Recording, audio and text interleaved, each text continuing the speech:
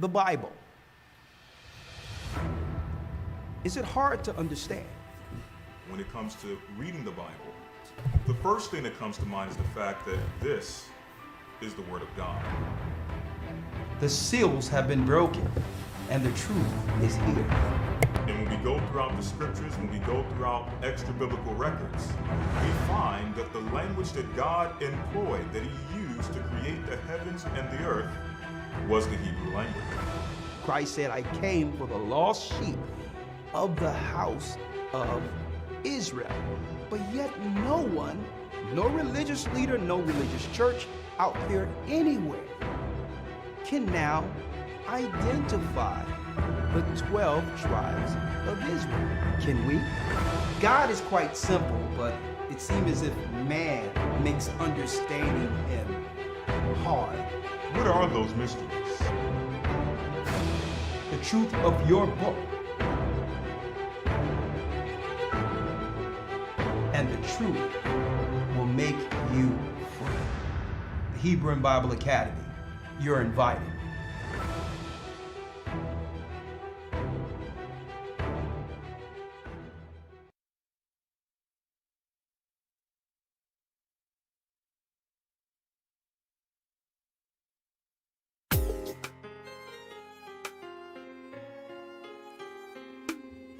Come on, come on, come on. Bless you. Hit the like button. East is where we're from. Shalom, brothers and sisters throughout the four corners of the earth. Tribes of Israel. In 721 BC, The Assyrian king. he took us down, we fell. With a great escape, we went through the Euphrates. The Lord held the waters still. Shalom, shalom. Bless you. To a land where no mankind dwelt, we went. Make a little room here.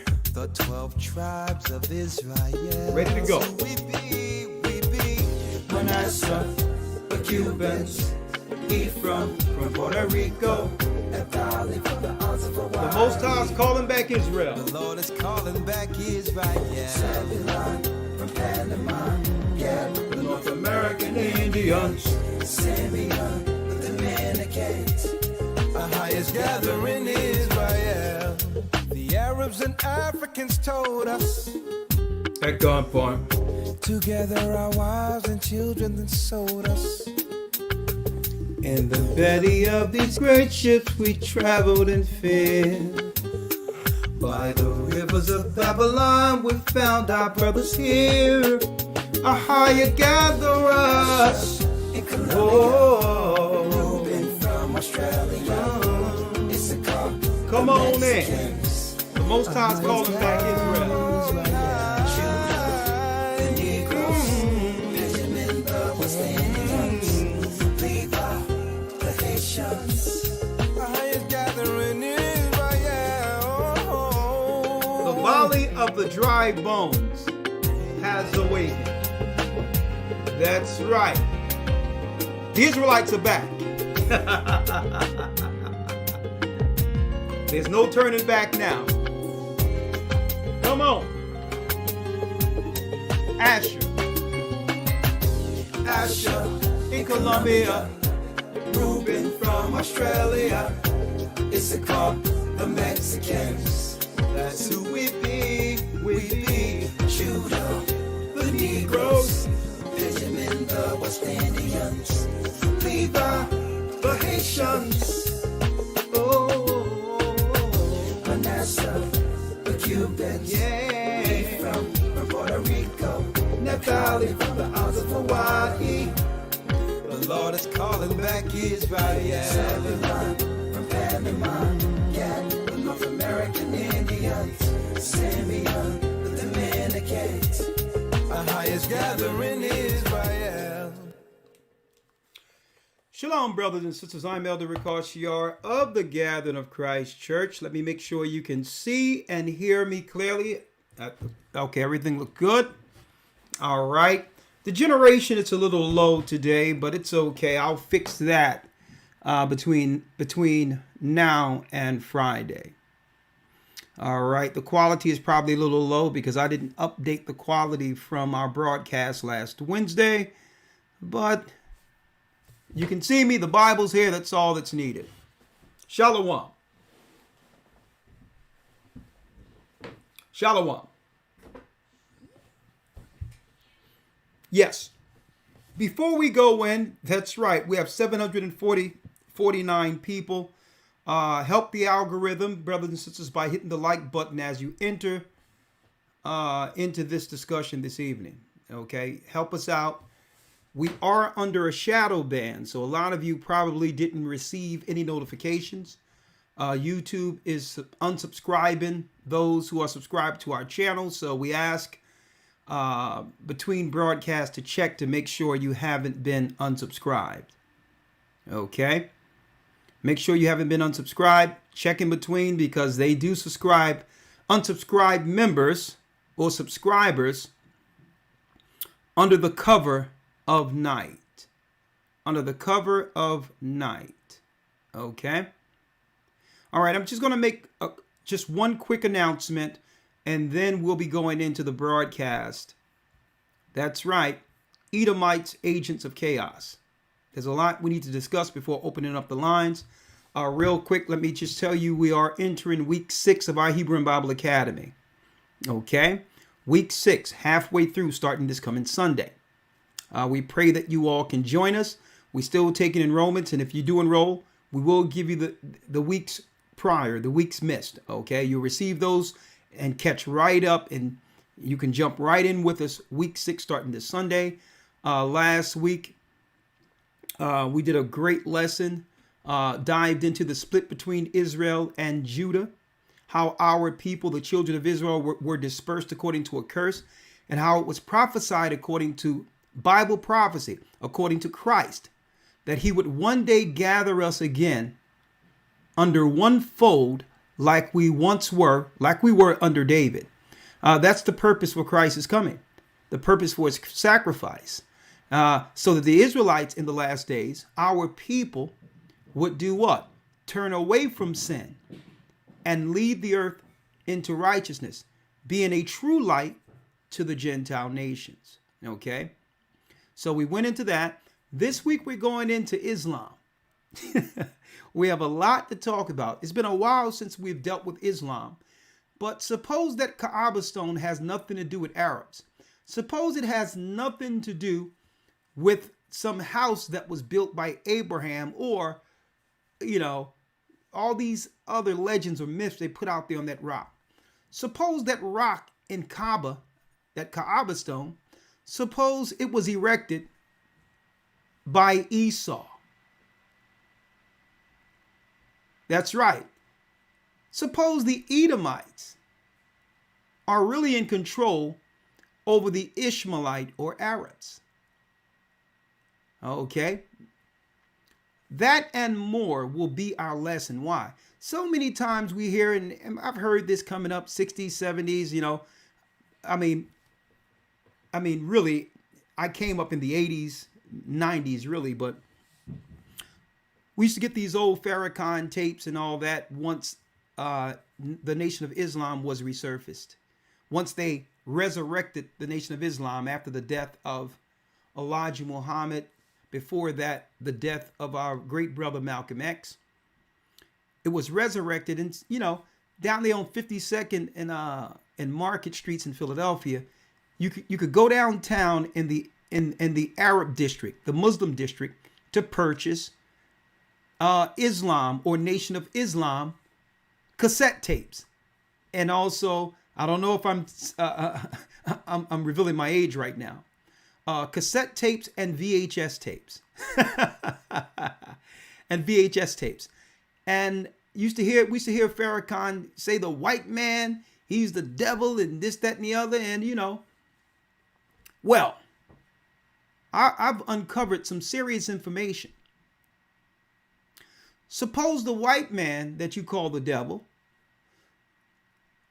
suppose he's the one behind the Kaaba stone that Arabs are worshiping or facing 5 times a day in prayer. Suppose that same white man who you said is the devil is the mastermind behind your Kaaba stone. Yeah, you would have to rethink everything, right? Right? Now, I'm not here in defense of any other nation. I'm not here in defense of the white man. But I'm a staunch defender of truth. Okay? Now, what does it mean by that? It's not a monolith. At the end of the day, I understand. You see the title, Edomites, Agents of Chaos. I can point out the Europeans or the Edomites who are the children of Satan without making a negative indictment on one race of people as the devil, as a monolith. I don't have to say, well, okay, all white people are the devil. Okay, that's not intelligent. That's not smart at all. Okay? Okay? And we can find devils amongst all races. Those who would yield their flesh to Satan, who would yield their bodies to the devil. But suppose the Kaaba stone had nothing to do with Arabs. That and more we'll uncover this coming Sunday in the Hebrew and Bible Academy. That's right. The demons behind Islam will be the title that I'm going to actually utilize for the first time, showing people the jinns and demons that are worshipped in high places amongst the imams over Islam this coming Sunday. So I wanted to make that announcement. HistoryTimes.org. And of course, I'm going to be right back after tonight with our weekly Patreon. You don't want to miss Patreon, the update we have for this week's Patreon. Thank you, loyal Patreon members, for holding out 1 week while we were up in the sticks last week. Thank you, but guess what? This coming Friday, this Patreon will be worth the wait. It will be worth the wait. Okay?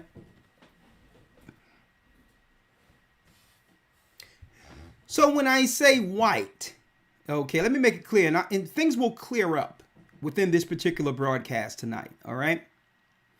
There is no real such thing as white or black people, okay?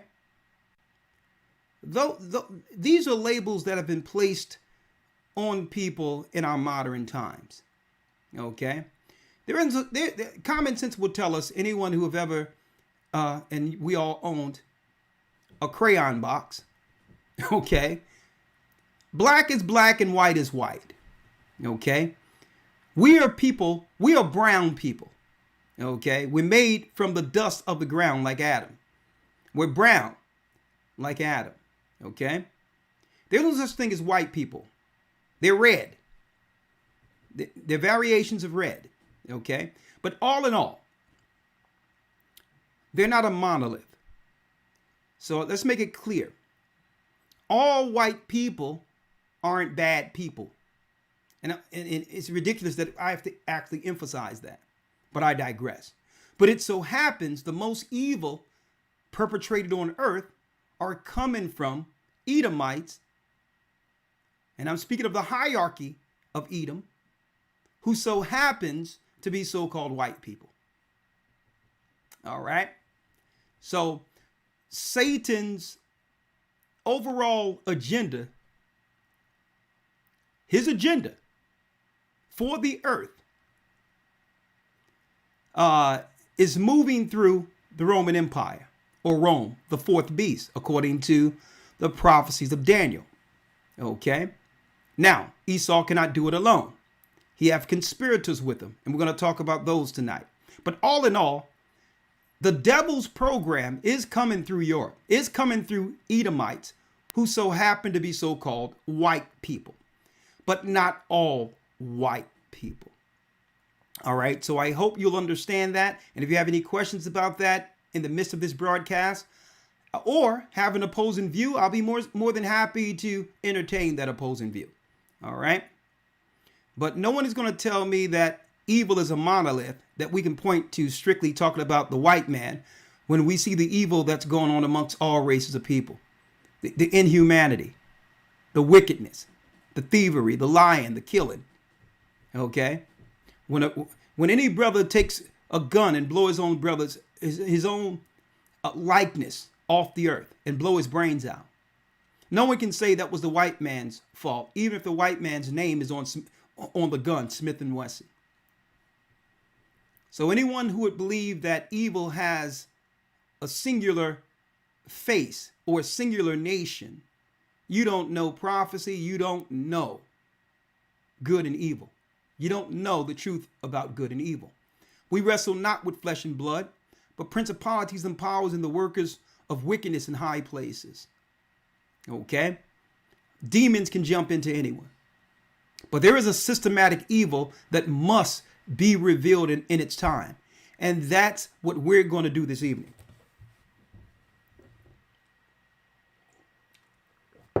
That's what we're going to do this evening. All right? So, we have 1,300 people in. Hit the like button. That's enough for me to begin. Thank you for participating in this broadcast this evening, my brothers and sisters. Now, one other thing, and I'm going to make this announcement out there for brothers and sisters who originally was booked or thought that we would travel into Atlanta for the Passover, okay? We're still working out some details. We have thousands upon thousands of people coming, and that venue can't hold us. So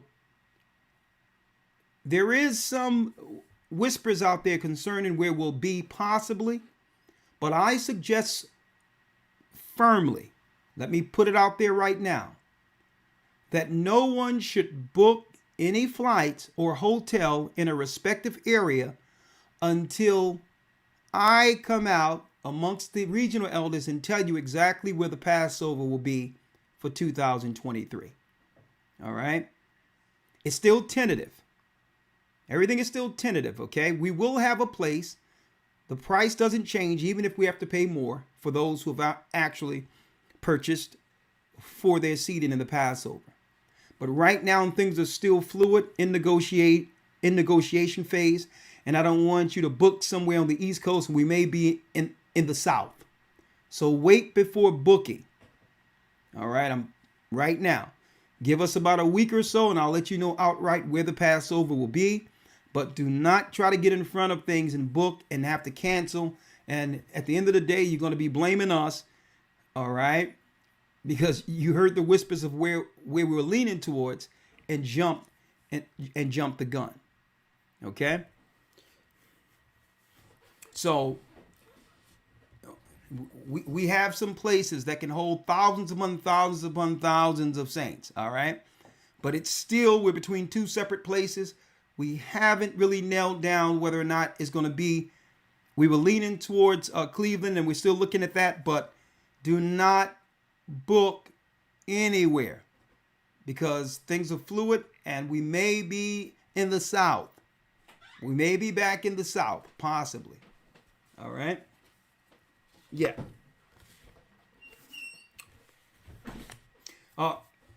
This just in. We have a brand new Hebrew calendar, our annual calendar that breaks down the correct 364-day annual year according to God's calendar, according to the calendar that was from the beginning. All right. There is no 365.7754 and all this other garbage they're saying. An annual year according to the heavens is divided into 364 days. And the new calendar will be out soon. But I mean, I would like brothers and sisters to do a very special support of this particular calendar in particular, because we're going to be dedicating this calendar to our brother Dwayne. Our brother Dwayne, our dearly departed saint, bishop, brother from the UK. Well, it will have a serious theme, and Dwayne will be dedicating this particular year's calendar to him in the spirit of the Most High. So I'm going to need you all to get behind that, because some of the proceeds, a lot of it, will go towards his family. And I know that, that we'll see him. We'll see him at the end of this war. All right. But in the meantime, I want to say this. We love the brother. We love his family, Blaine, Dwayne. And we're going to be dealing with some orders where people will be able to do pre-orders soon to get the calendars. I mean, a matter of fact, it's set up now. You can go to gatheringofchrist.org under calendar and start ordering. Okay. And we'll be shipping them out no soon as they're processed. The pre-orders are in play. Go to gatheringofchrist.org and order the calendar. Wait till you see the theme. Absolutely outstanding. All right. So we're going to dedicate this year's calendar to Brother Dwayne. And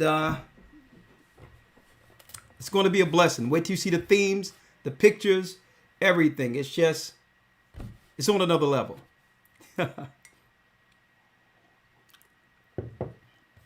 All right. Go to gatheringofchrist.org and put in your orders for the calendars. Of course, our calendars start, when the true new year begins in the spring. All right.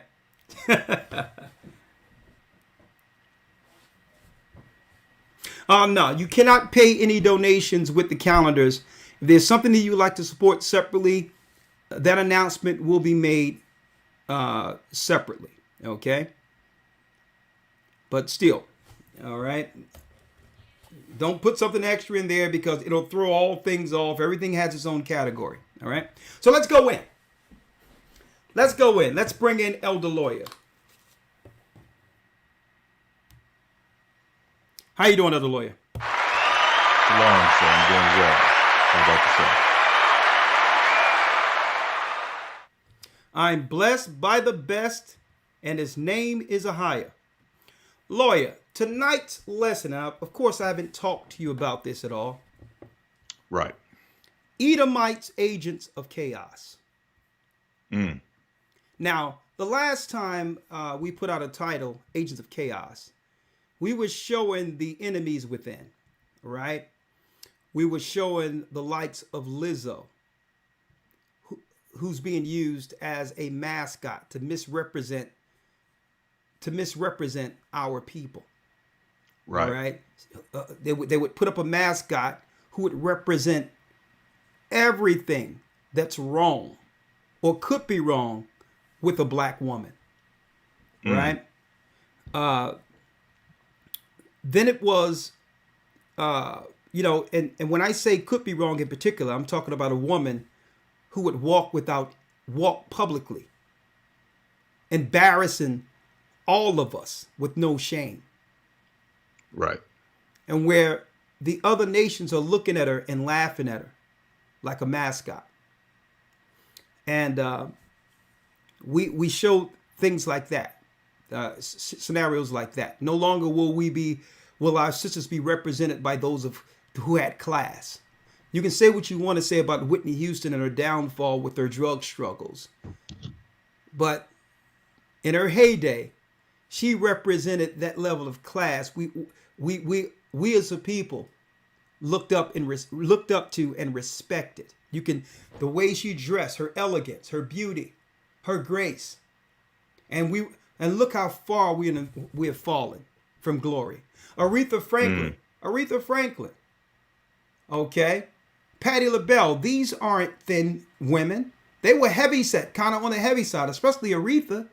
But she understood how to dress and cover herself, not to gross people out or make people feel a certain type of way.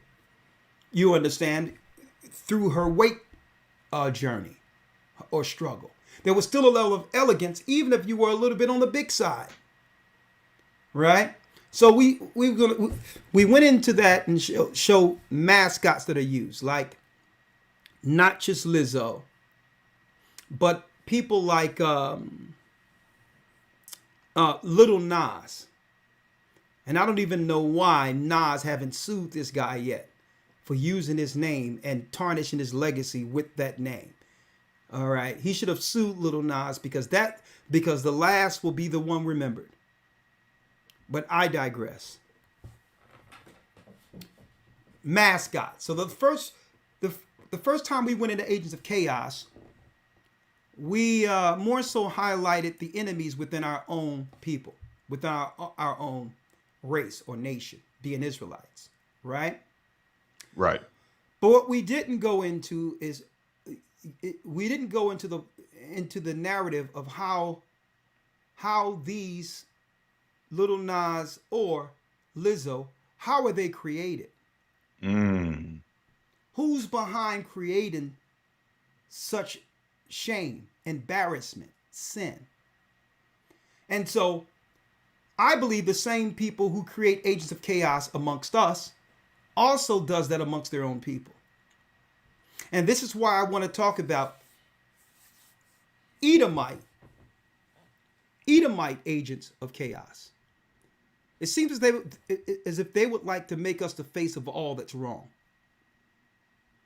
So I want to point to the Edomites. Now, when some people say Edomites, or they don't know, Edomites are an actual nation according to the Bible. And of course, Elder Lawyer, we just went into that.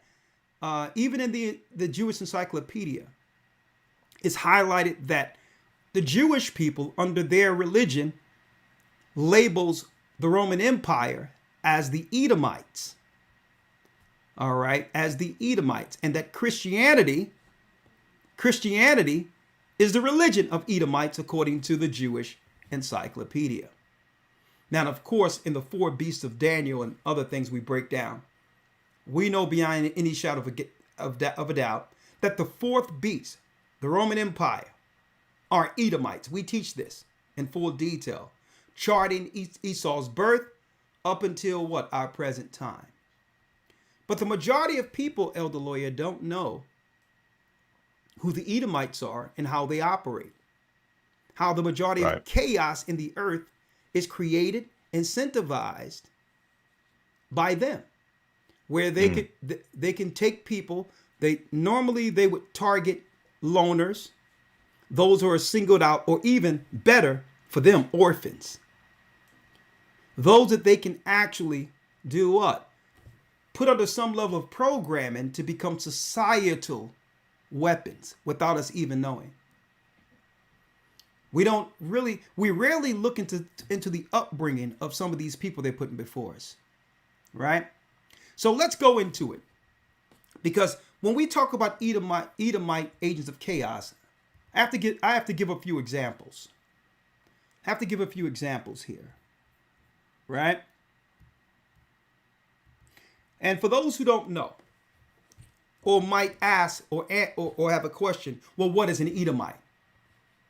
What are we talking about Edomites for? Okay. Well, what I can do real quick, Elder Lawyer, is let's just do a quick overview, right? To give people, brothers and sisters out there, the framework, the biblical framework of who Esau is in a nutshell, right? What the Bible says about Esau and how that transfers into what's going on real time today. All right? Absolutely. Now, Esau came out red. Let's go there real quick in Genesis 25 and 21. Esau came out red. There is no such thing as white people. Okay? Let's go there first. And let me pull up the Edomite's godfather. The Edomite's godfather for today. All right. The Edomite's godfather. All right. Let's get this thing. Let's get this thing moving like it's supposed to move. You know. Let's do it. Because I can't do it without first. Now, mind you, the Jewish Encyclopedia tells us that Edom is Rome. Right. So let me pull up the Godfather real quick, the Edomite Godfather. Because what? The Bible states that Jacob seeketh a sign. Jacob seeks a sign. Right? We got to pull up the Godfather first. Edomite Godfather. Put him over here. All right. Pope Francis, right? Right there before you all. Right. Now let's go to Genesis 25 and let's find out quickly just an overview on who is Edom.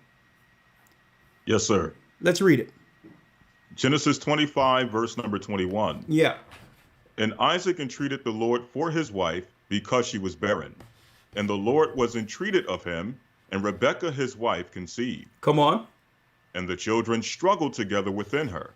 And she said, If it be so, why am I thus? Come on. And she went to inquire of the Lord. And the Lord said unto her, 2 nations are in thy womb, and 2 manner of people shall be separated from thy bowels. So it says 2 nations are in thy womb. Now we all know that if you have the same father and mother, initially it's the same genetic makeup. So this was prophetic. Eventually something would happen that would turn one of these boys into an entirely different race of people. Read. 2 nations are in thy womb, and 2 manner of people shall be separated from thy bowels. Come on. And the one people shall be stronger than the other people, and the elder shall serve the younger. And the elder shall serve the younger. So the elder would what? According to prophecy, one day serve his younger brother. So he would go throughout life once he lose his birthright and lose his blessing, resenting his younger brother. In hopes of doing what? Stealing the birthright back. The key way Esau would be able to do this is by deception, number 1. Number 2, if he could accomplish killing off his brother Jacob, then by default, Esau will continue his rulership. Okay? And that's the Luciferian ideology under Satanists. If we get rid of Jacob, then by default, God must give Esau back the promise. Right? So let's see the servant. How did he look when he came out? The first, the elder shall serve the younger now. Read. Yes, sir. The verse number 24. And when her days to be delivered were fulfilled, behold, there were twins in her womb. Read. And the first came out red all over like an hairy garment, and they called his name Esau. Now I'm going to blow this up because I think some of us are colorblind. I think people are colorblind and have fell for the witchcraft. Now, this guy's hat is white. The page is white. Is he closer in hue or closer in color to this page around the borders, or is he closer in color to the red that surrounds the word Catholic? So again, we're waking people up from their delusions. There's no such people as white people. That's why we call it so-called white people. Now, the reason why God, during this time in Genesis 25, gave a description of the first boy is because why? He looked different than any other race on the earth at that present time. To a degree, the Bible had to describe him. The first came out red all over, like a hairy garment, which means not that he was hairy, but he was red from head to toe. And they called his name what, elder? And they called his name Esau. And they called his name Esau. Esau would become the cunning hunter. He would replace Nimrod's position as hunter over the earth. Once Jacob would lose his preeminence or power for a time, Esau would become the new Nimrod. Okay, now, right? I'm just referencing things right now for the sake of time. So again, there's no such thing as white people. They're red. And they called his name Esau. Now let's go down to where it says Esau was a hunter, elder lawyer in Genesis 30. And Genesis, the first came out red, what? all over like an hairy garment, and they called his name Esau. And then what? Read. And after that came his brother out, and his hand took hold of Esau's heel, and his name was called Jacob. And his name was called Jacob. Now, as you can see, there's no description of Jacob. Why? Because Jacob looked like everyone else during that time. Brown. There was no need to describe Jacob. So Esau came out red all over like a hairy garment. And then Jacob came out holding Esau's heel. Representing what? Well, let's get 2nd Esdras in your Apocrypha, Elder Lawyer.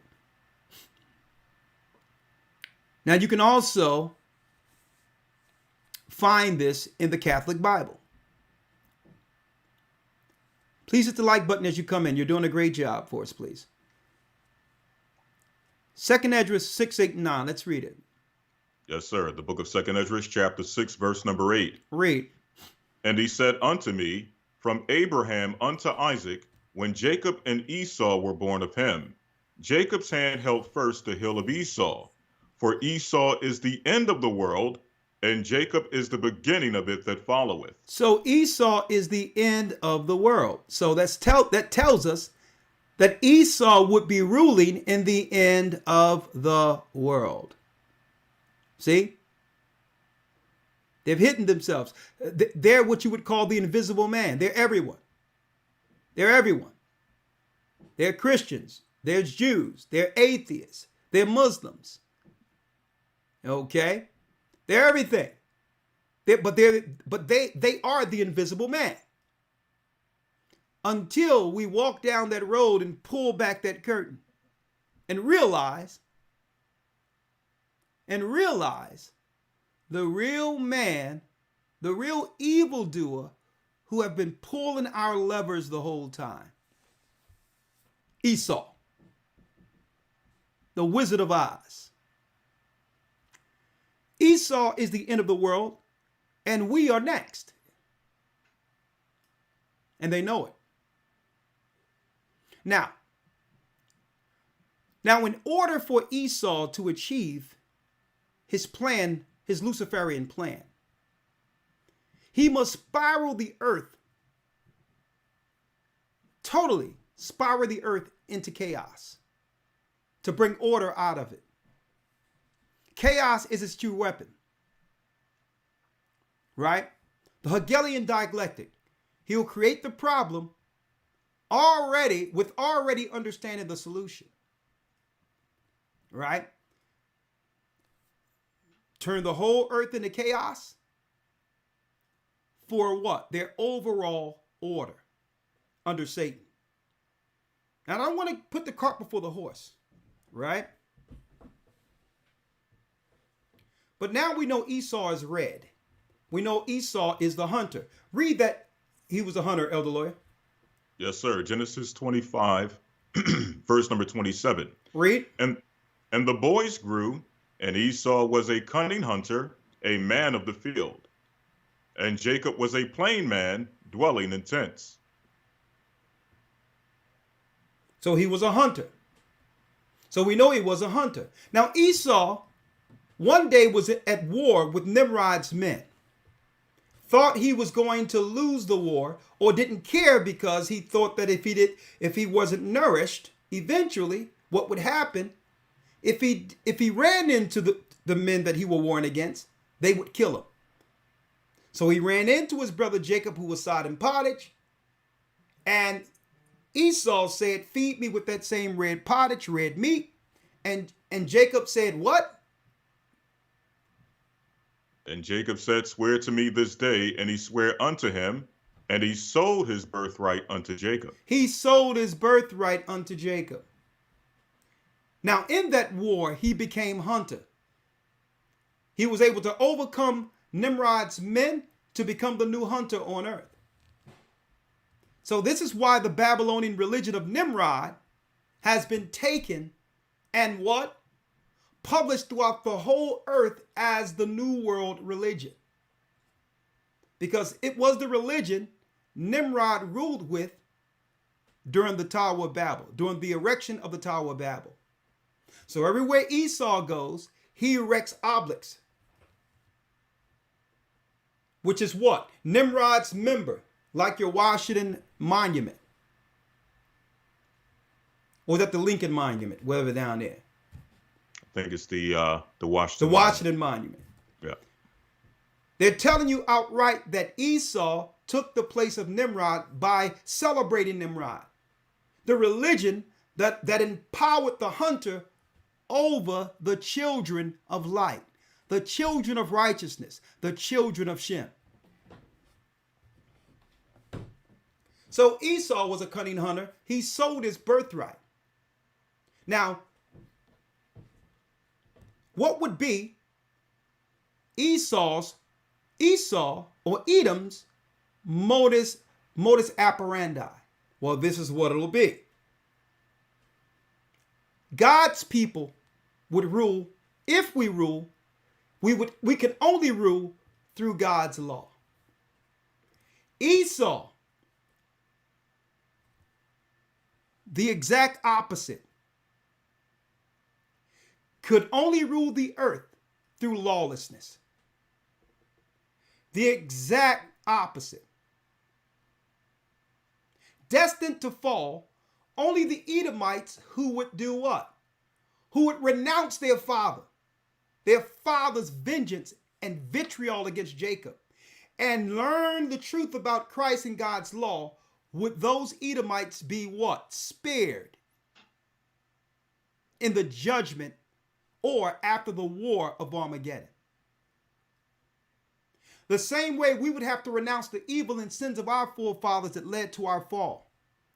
Edomites, so-called Europeans, would have to publicly renounce the mission of their father, who seek generational revenge against us. Who are we? We're Jacob. So the New Testament gives us some insight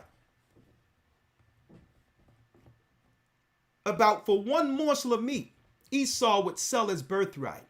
And it gives us a character flaw that are inherently amongst some races of Edomites, some families of Edom. A character flaw. What is that, Elder Lawyer? Let's go. Yes, sir. The book of Hebrews, chapter 12, verse number 15 through 16. Read.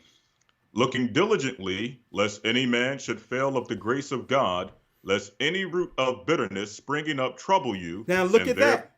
Look at this. Now, in the book of Hebrews, the apostles were discussing this. That there's a bitterness that leads to some level of psychosis, some level of mental illness. Right? Esau became bitter with his brother, his little brother, Jacob. Read.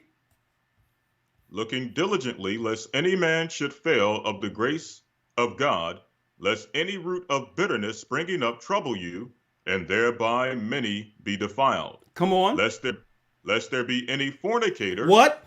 Lest there be any fornicator. Lest there be any fornicator. Read. Or profane person as Esau. Or profane person as Esau. Esau would do what? He would incentivize and uphold fornication. Fornication is ordinate sexual activity outside of what? God's plan for marriage. Well, Esau's system, he would promote fornication. He would promote sin. See? He would use that as what? That's right, a societal weapon to break up families so that he could do what? Target children to reprogram. So his whole thing is getting behind the destruction of family so that what? He could raise orphans. And these orphans would actually deem themselves rejects, like he thought he was. And Esau did what? He renounced the religion of his father Abraham and Isaac and resorted to Mount Seir, where he made an allegiance with the Canaanites and Satan himself, being rejected. So Satan would have a system that would do what? That would embolden the breakup of family through fornication, only to reprogram children against God. This is how he gets his army systematically from one area to the next through war, refugees, reprogramming children, and all of these children become MK Ultra Satanists used to destroy the very people they've come from.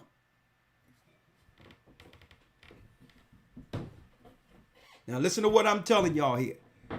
So the Bible tells us Esau would be a fornicator. It would be Esau who would claim to be God's people, but he would be behind things like what? The letter movement. He would be behind things like what? The breaking up of family. He would be behind the things like what? Pornography. He would be behind the things like Instagram, OnlyFans, everything that would separate family. And if you have no allegiance to family, by default, those people who are scorned or become, I would say dysfunctional, automatically they grow resentment and a hate for God like Esau did when he lost his birthright. This is how Satan himself gained what? Or groomed people, men, women, and children for his army. So he sold his birthright. Read that part in the New Testament again. Yes, sir. Verse 16. Lest there be any fornicator or profane person as Esau, who for one morsel of meat sold his birthright. So the Bible identify him in the New Testament being profane, fornicator, push evil, debauchery, and sin, fornication, and evil, anti-family. For one morsel of meat, he would sell his own mother. If he had the faith of Abraham, he would have held on to his birthright and honored that gift to be what? The firstborn. But he could only think about what? He could only think of his current circumstance today. He didn't have enough faith to hold his birthright unto death. And if it be God's will, die. Esau only lives for today and teach others to do so. That's right. Where you would more so lean towards your own carnality opposed to standing through the hard times and hope that God will deliver us on the other side at the very end. That's Esau. And the Bible tells us in Thessalonians that at the very end, that man of sin must be revealed. When you go to Genesis 36, let's go there, Elder Lawyer. This is where he made an allegiance as an orphan.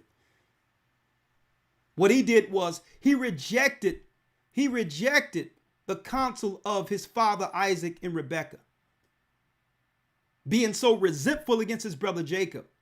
He rejected the advice of his parents.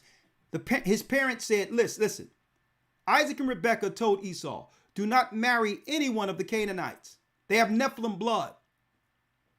They have a different genetic. They have the same genetics that led to the death of the earth before the flood. Nephilim blood.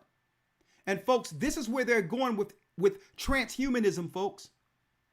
There's an outcome that Esau is pushing us towards, this change. And this transhumanism is the days of Noah, changing your genetic makeup. And it's nothing new. The high families of Esau have already changed theirs. They've already changed theirs. And through deception, Esau is seeking all others in this earth to compromise their morality, their faith, so that they can change like your so-called leaders have already changed.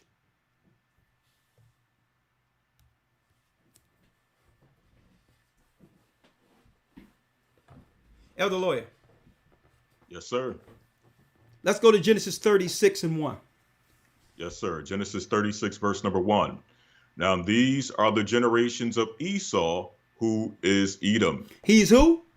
Who is Edom? Who is Edom? Now Genesis 25 says 2 nations are in thy womb. When Esau went to the Canaanites, that's where he met his daddy, Satan. And Satan would give him the Canaanite religion, the pre-flood religion that was with Cain first, Nimrod second. Satan would give him the religion that would one day unite the earth under one power, one world order like it once was under Nimrod. That's where Esau received his marching orders. And Satan gave him the information on how to subdue and one day, believe it or not, overtake Jacob so that, in an event or with the purpose of regaining his birthright and blessing.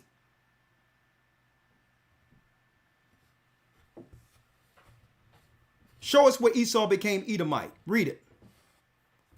Yes, sir. Jumping down to verse number 8. Thus dwelt Esau in Mount Seir. Esau is Edom. Esau is Edom. Read. And these are the generations of Esau, the father of the Edomites in Mount Seir. The father of the Edomites. That's where they became a new nation. When he mixed his blood with Canaanites, leprous Canaanites who were albino. They brought forth a whole race that we call now Europeans. But not all Edomites were of the royal or duke blood that we read of in Genesis 36. Esau also had children with Ishmael. These are the normal children who will make it through this time. That's right. And fulfill the servant prophecy that was given to Rebekah in Genesis 25. But Amalek will be erased out of memory. Amalek is part Nephilim. These were the children of Adah. That's right. Nephilim people, albino, linked with Esau and brought forth a race. And that's the race who became the scientists and the political leaders over the earth since the time Esau gained power. They keep their family's blood separated from the rest of people, even their own. They're the royal families we see in the earth today. The Bushes also linked directly to that bloodline. Obama also links to that bloodline. I have the proof. So don't look at just the color and think, okay, because someone looks black or looks like you, that they are you, when you are of the bloodline of your fathers. Okay, I have the whole family chart linking directly from Herod the Edomieten, who had a decree to kill our Lord and Savior Christ, a black man. And Herod's blood links directly to the Wesson family, the Wessex families, that links directly to the Germans, who links to the Queen of England, the late Queen of England, King Charles. They are all Edomites through pure blood. All the way down to the Bushes, who became America's royalty. The Bushes controlled the Clintons. Okay? Carries and all of them, they're all related. Even if they have to deal with incest, they keep their bloodline within themselves. And the religion of choice is Catholic. That's the religion they learned at Mount Seir. Esau's grandson by the name of Zepho ended up being king over Kittim and Atalia.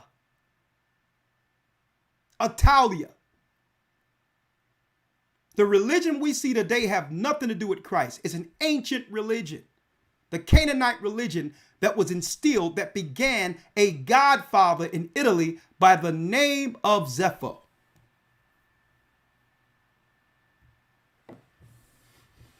And these guys come from Zephon's bloodline, Edomites.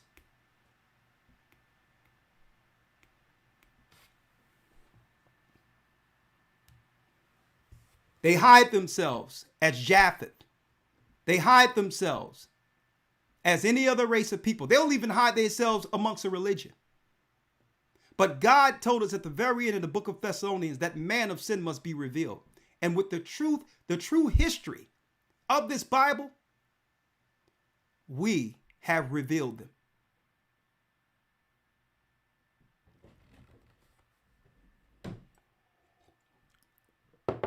Agents of chaos.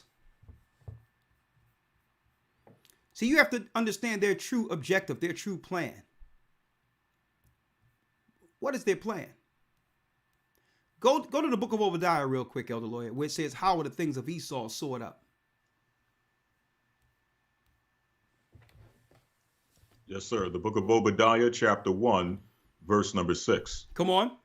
How are the things of Esau searched out? How can you figure out the invisible man? Read. How are his hidden things sought up? Because he works under what? Dark societies, hidden societies, secret societies. Unless God reveals his true intentions, Satan's true intentions with Esau, no one would ever figure him out. Okay? If he get on an Indian reservation, he's an Indian. He's whoever he say he is, because no one knows who is he, according to prophecy. He'll go into Europe and different parts of Europe, and people will look in Genesis 10 and say, well, the Europeans were Japhetic people. They must be Japheth. And you know what? Esau looks straight at you and say, yeah, I'm Japheth. He'll go into the Middle East and wrap a towel around his head, and guess what? They'll say he's Arab. And you know Esau will tell you, I'm Arab. He'll even, guess what? He'll even go into the movies and play the last samurai. And we'll look at him and say, you know what? He's the last samurai.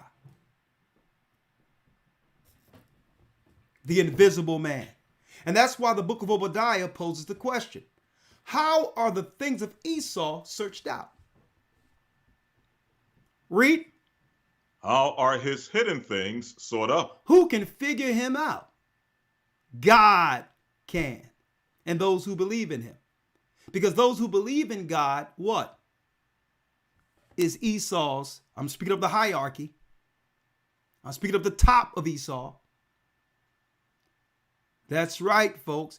Those who believe in God are Esau's target. Those are his sworn enemies, according to the oath he made in Mount Seir with Satan. That's the sworn oath that's between the Scottish and York rites of Freemasonry. Hence the reason why they won't let black people in. They say you get your own Freemasonry. You'll become our soldiers, but you cannot make an oath within our society. See? They had made a secret oath. The Edomites did. And their oath was to do what? I'm going to show you. When they went to Mount Seir and got that religion and created that new bloodline, it came with a political agenda to one day bring the whole earth under an order. And that order would do what? Yeah, it would bring all nations together under a confederacy against his younger brother Jacob. That's us. We're the strongest piece on the board and don't even know we were born into a war. Everyone else knows. And that's why the Bible says, how is the things of Esau sorted up? Unless you know who Esau is and what his agendas are, there's no escaping the hunter. So you can try to act like this doesn't matter if you want. You got to be able to navigate, but you must know first you're being hunted. You must know you're being hunted.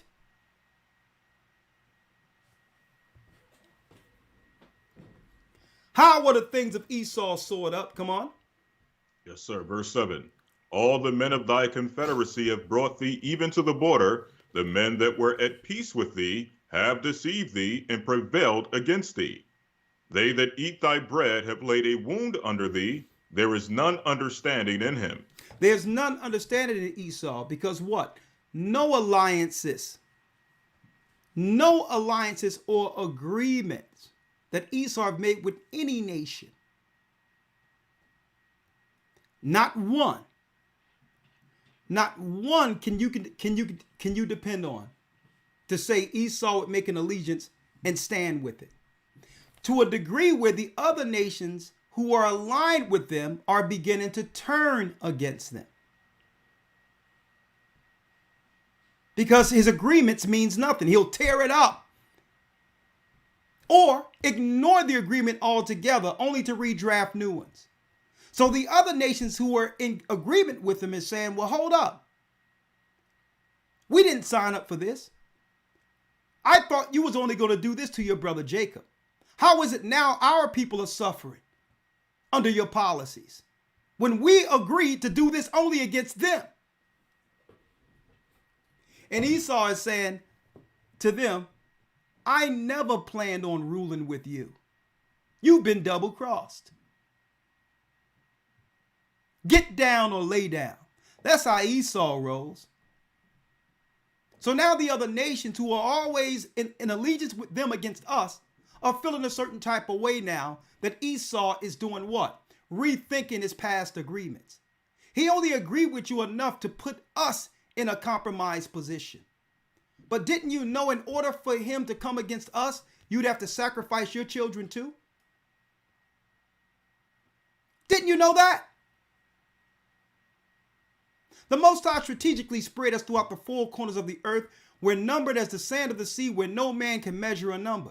In order to get rid of us, you have to get rid of everyone.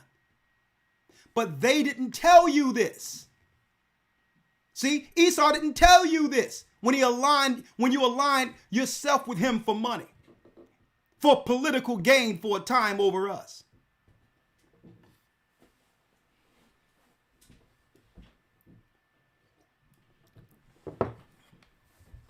See? So the Most High strategically sprayed us everywhere. So in order for you to get rid of us, you must destroy the earth. Even your own children. So Esau had another plan. Well, let's get everyone in a database so that we can find the genetic strain that leads directly back to my nemesis, my brother I hate, Jacob. So let's put everyone in the health base and look at the genetics, and now let's deal with biowarfare against a specific genetic strand.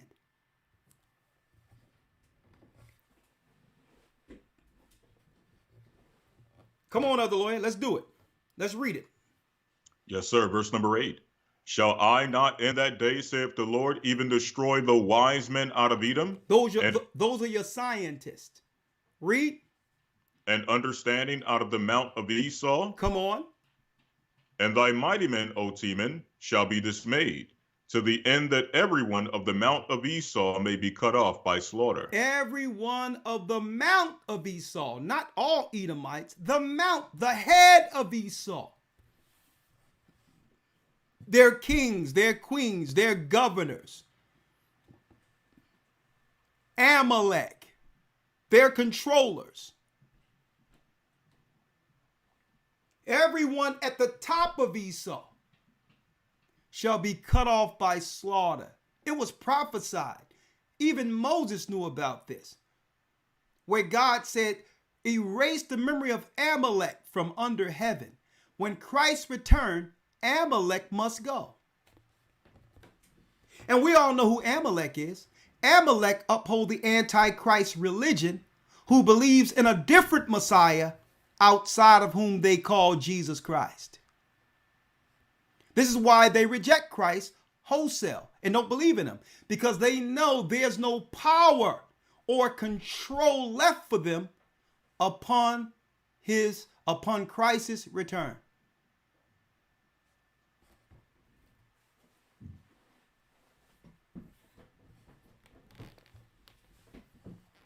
Now, what oath or secret oath did Esau make? His children made after Esau's death. Let's go back to when Esau lost the blessing from our father Isaac, Elder Lawyer, where he promised that at the end of his life, what he would do.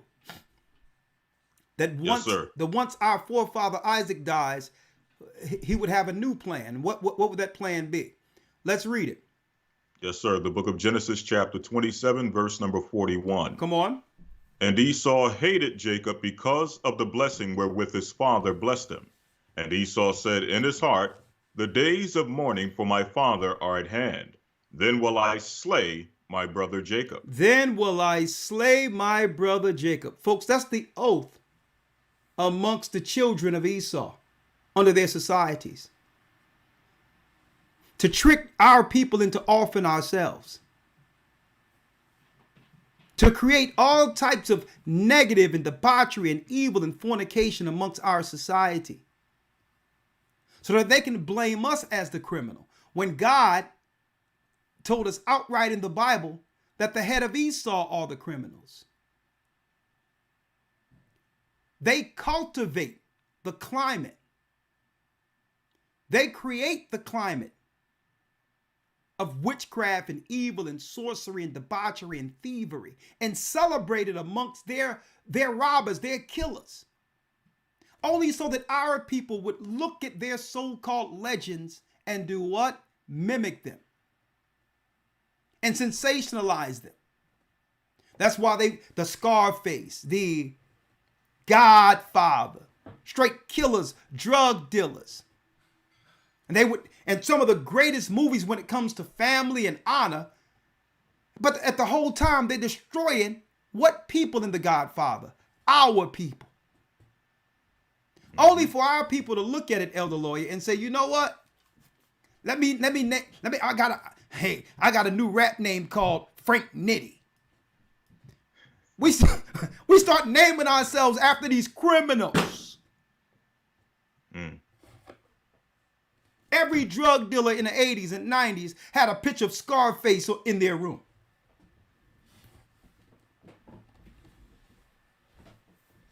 So they'll bring forth the legend, they'll sensationalize it, and our people will start admiring the ways of Esau.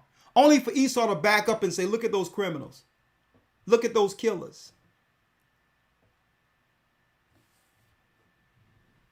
Right? They even put out their own woman. Richard Gere, the strong, the tall white businessman. And Pretty Woman. And a woman walking the streets. Now, they took a darling of a white woman and had her walk the streets. Pretty Woman. Only so that they can sensationalize what? The hard lifestyle. And celebrate it as just another thing someone is going through to make ends meet. And guess who it will affect? Even though they'll show that on them, we'll look at it and say, well, if it's good for a white woman, then it's good for us.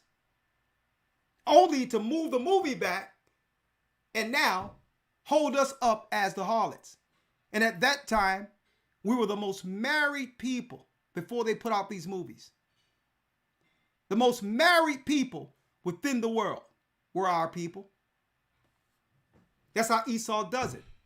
With his Hollywood, his witchcraft. He'll sensationalize evil, have us mimic it, then step back and say, that's them.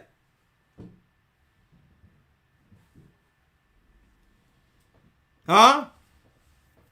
So the oath was to do what? Read it. And Esau hated Jacob because of the blessing wherewith his father blessed him. And Esau said in his heart, the days of mourning for my father are at hand. Then will I slay my brother Jacob. Then will I slay my brother Jacob. Folks, Esau has a plan to get rid of Jacob. That's us. The cat's out of the bag now. There's nothing they can do about it. So they're going to go full steam ahead with the plan now that we understand, knowing we're Israelites now, that we were born into a war. Esau is saying, well, welcome. Thank you for waking up. Welcome to the war, my little brother. Welcome to the war we didn't tell you about.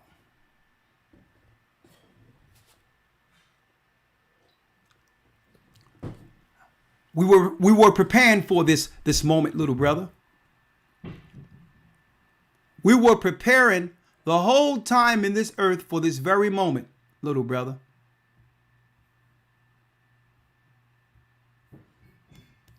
We knew you would figure it out, little brother. We knew it. Esau's looking at us and saying, we knew you were going to figure it out. But we were prepared for moments such as this. All right? We were prepared for this moment. All right? Make sure you take make sure you take your stuff in preparation for, just take your stuff and, it's good for you. Matter of fact, go get 2-3 of them. And, hopefully you'll live through the scheduled medicines we have for you. Okay. Now,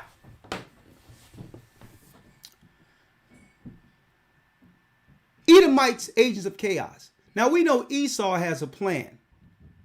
What plan did he learn, or what was the agreement between him and Satan up in Mount Seir? Because the Bible tells us in the book of Obadiah that Esau would set his nest among the stars. Let's read that in the book of Obadiah, the lawyer.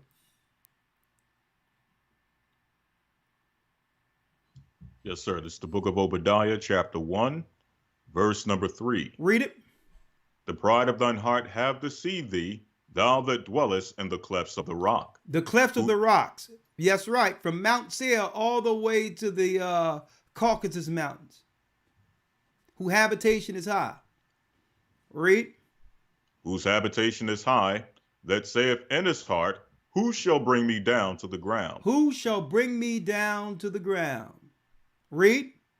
Though thou exalt thyself as the eagle. He would uphold himself as the eagle. So he'll tell every area he's conquered that he's Esau by putting up the bald eagle as the emblem.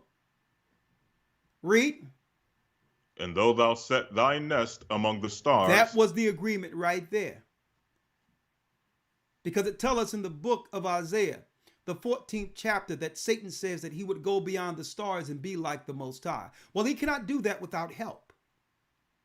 Esau made an agreement or pact with the evildoer Satan to one day, that's right, travel on the outside of this earth, which is their prison, folks.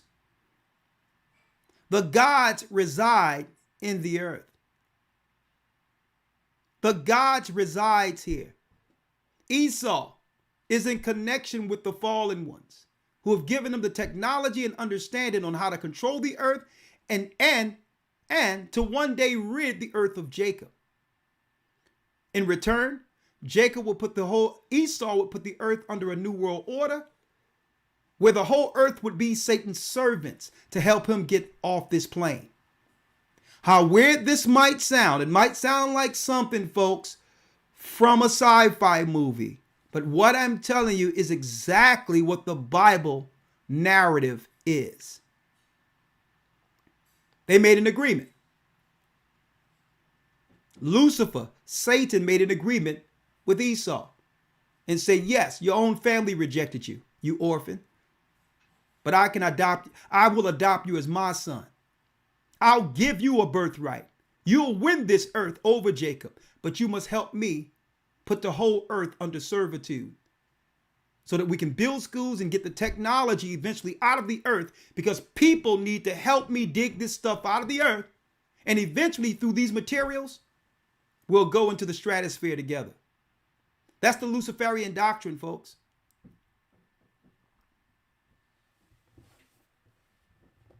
Setting their nest among the stars. And you have that other guy. What's that guy? The Tesla guy. Other lawyer. Elon Musk. Elon Musk is talking about space travel. You can't trust him. He's of the devil. He's going to come off as some conservative and all that, but he's working directly with Satan also, folks. Mm-hmm. And they're trying to lead the whole world into transhumanism. And with transhumanism, you don't have a choice in this earth but to serve. That was the plan the whole time, with the mark of the beast. And the only book that put it all, what I'm saying, all together, that puts it all together is the Bible. No other book can break it down. Some people have pieces of it, thoughts of it, hypotheses and theories on it, but the Bible breaks it all down. Nothing is as it appears. Nothing. They use the news to spin the stories, to keep people within a certain paradigm. That's what news is for, they have out there. It's a control mechanism to keep us asleep, or steer the narrative when some of Esau's plans are found out. And I'm going to give you an example of that in a couple of seconds. You must know the plan. Agents of chaos. Elder Lawyer on the screen. And Elder Lawyer, as you know, I didn't say anything to you. I don't go into anything with you when it comes to me putting these together, because I want your spontaneous reaction and opinion. Right? Right. They gave us one narrative on the guy we see on the screen here by the name of who? Charles Manson. I'm showing you Agents of Chaos. When I believe, allegedly, these people are products of experiments amongst certain groups, doing certain tests with psychotropics and drugs and all these things and evil Satan practices that they're utilizing on a low level to eventually do what?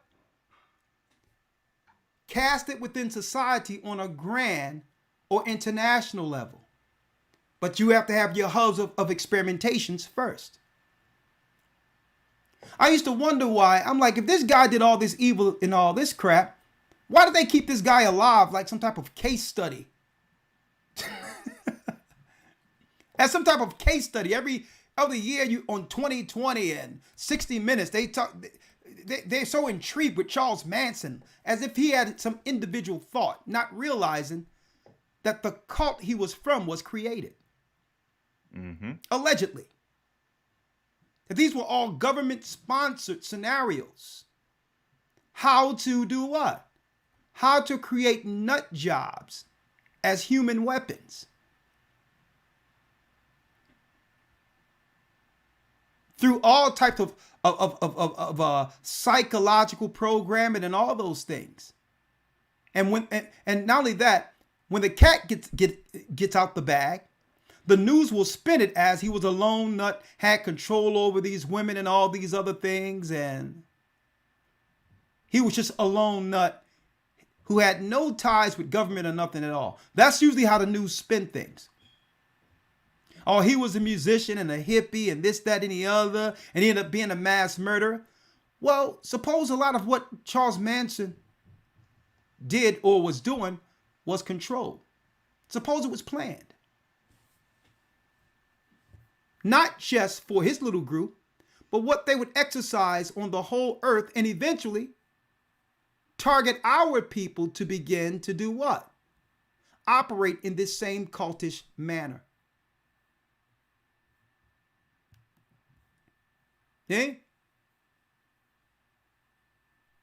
I used to wonder, Elder Lawyer, why do they keep this guy alive? If our people do anything close to this, electric chair, death sentence, you're not going to use us as, you're not going to come up every other year and do a 60 minutes news piece on us.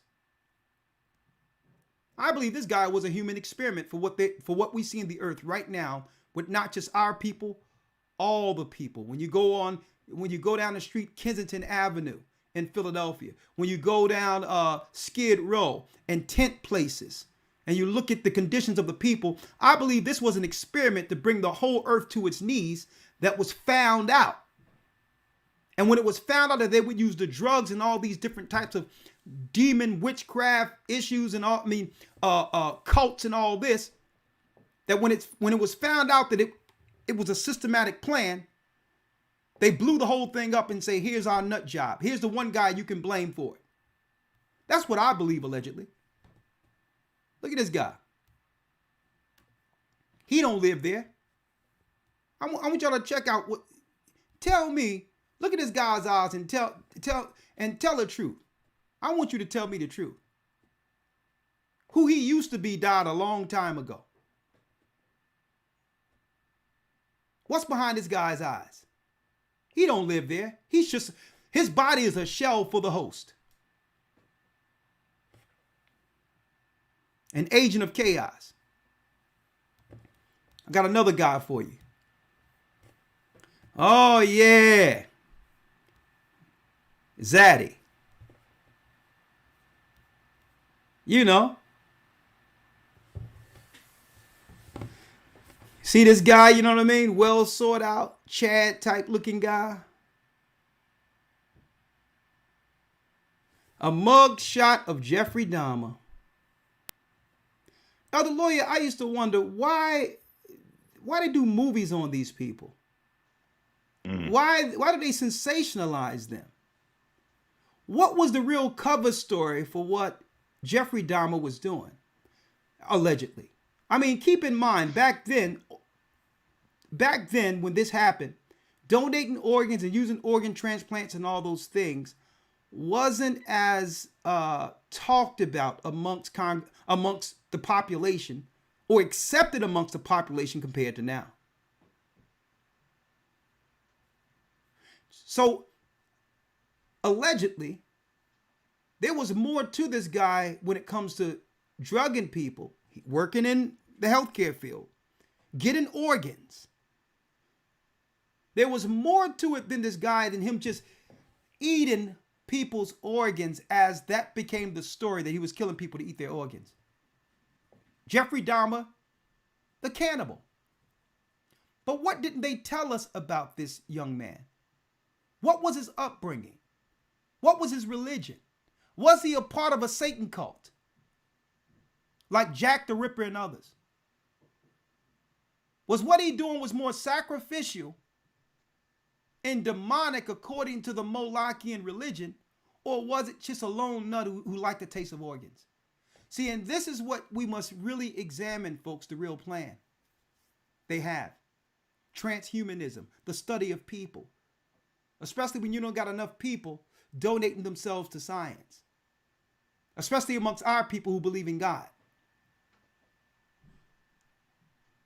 So it may be, allegedly, it could be, Elder Lawyer, I don't know, allegedly, a coincidence that he targeted more so Black and Hispanic people.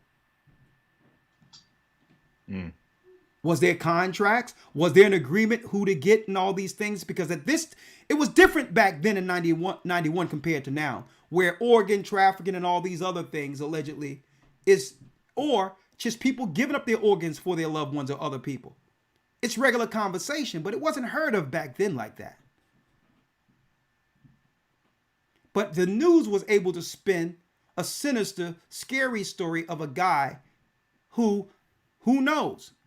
The whole thing could have been blown if he didn't drug somebody hard enough and they woke up and seen these organs and all these things being preserved in his refrigerator. And here it is, what happens?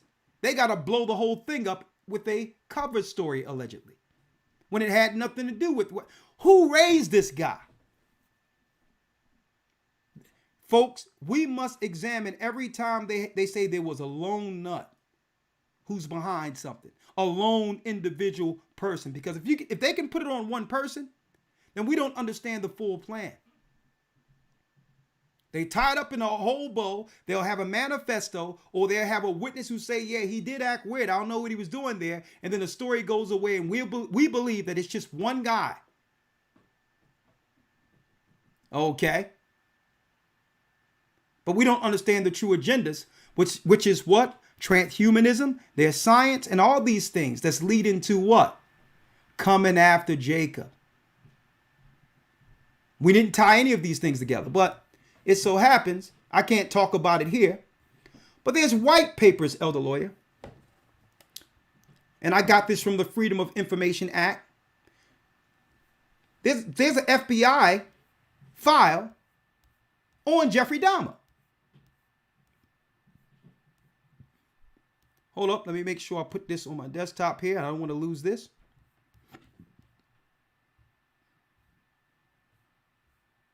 So if it was just a lone nut, elder lawyer,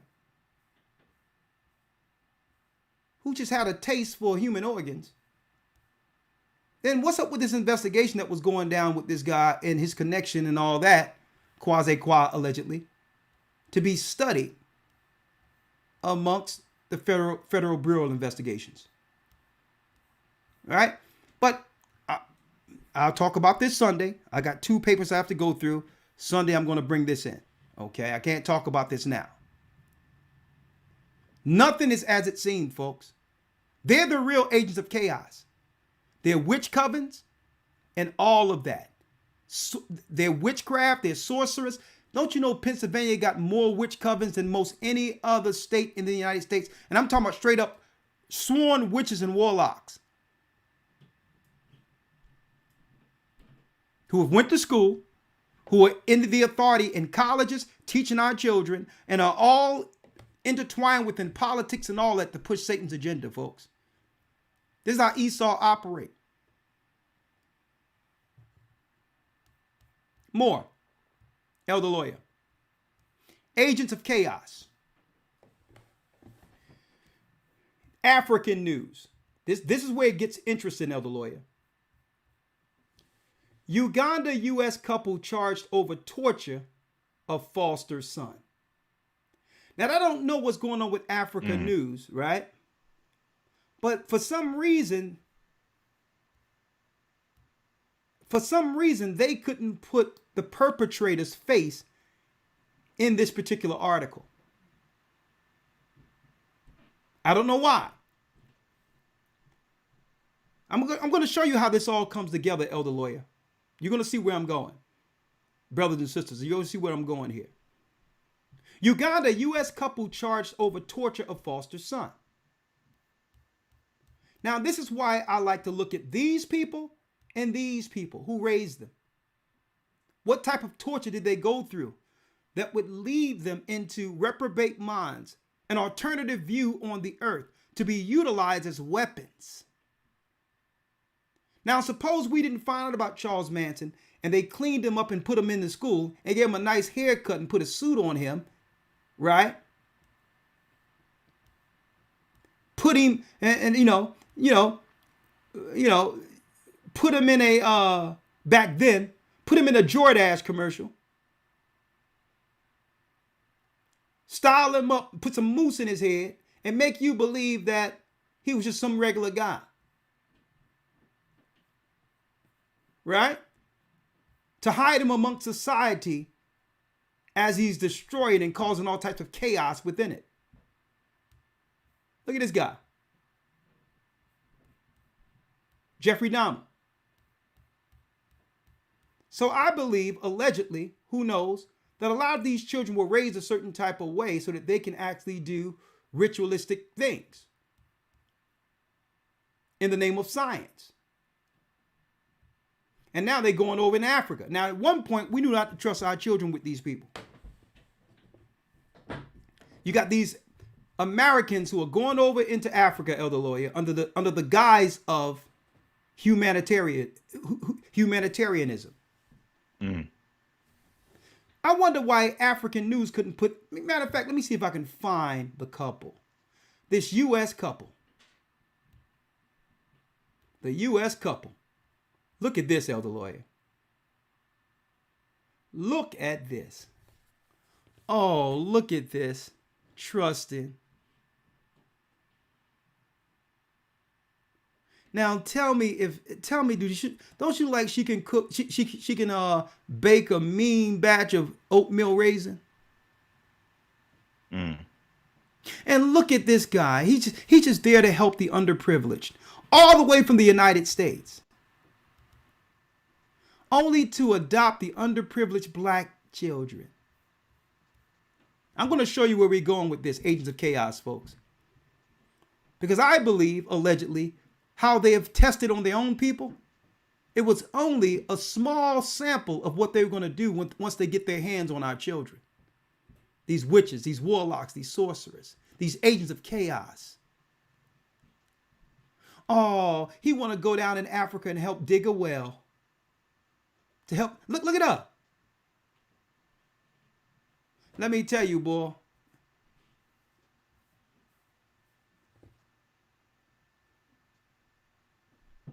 Poison.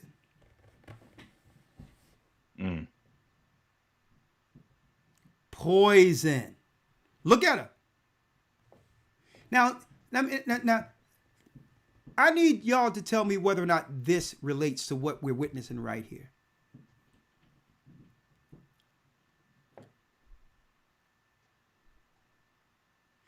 And it is deep, Elder Lawyer, that they have to preference this story with a discretionary warning.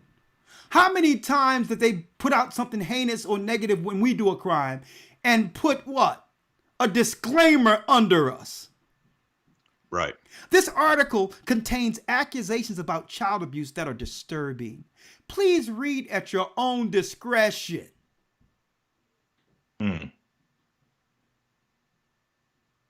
You know why I had to put that there? Because what they're saying is what you're about to read, you wouldn't normally hear this amongst these particular people we're reporting on. That's what they're saying right there. You'll be better off not even hearing this because, it would disturb your view on the people we're looking at. And I believe that they're putting this story out there because they have to. Right. The same way with Jeffrey Dahmer, Charles Manson. Wait till you see where I'm going at with this, Elder. I always come with a left turn somewhere, and it's coming. An American couple could potentially face the death penalty after Ugandan persecutors allege they engaged in child trafficking and torture while caring for a foster child in the country. We have to examine all of these people going into Africa adopting children, folks. What we need to look into is the child they adopted that's no longer in the picture. The little girl they had first that was a black girl. Nicholas Spencer and his wife, Mackenzie Leigh Mathias Spencer, both 32, were detained by Ugandan authorities on December 9th on charges of aggravated torture. Y'all should have seen this child, folks. After they allegedly kept their 10-year-old foster son, the underprivileged, in a small, cold room without clothes and abused him for 2 years between 2020 and 2022. While you was running around talking about the pandemic and all that, that's right, they getting loose on a 10-year-old child.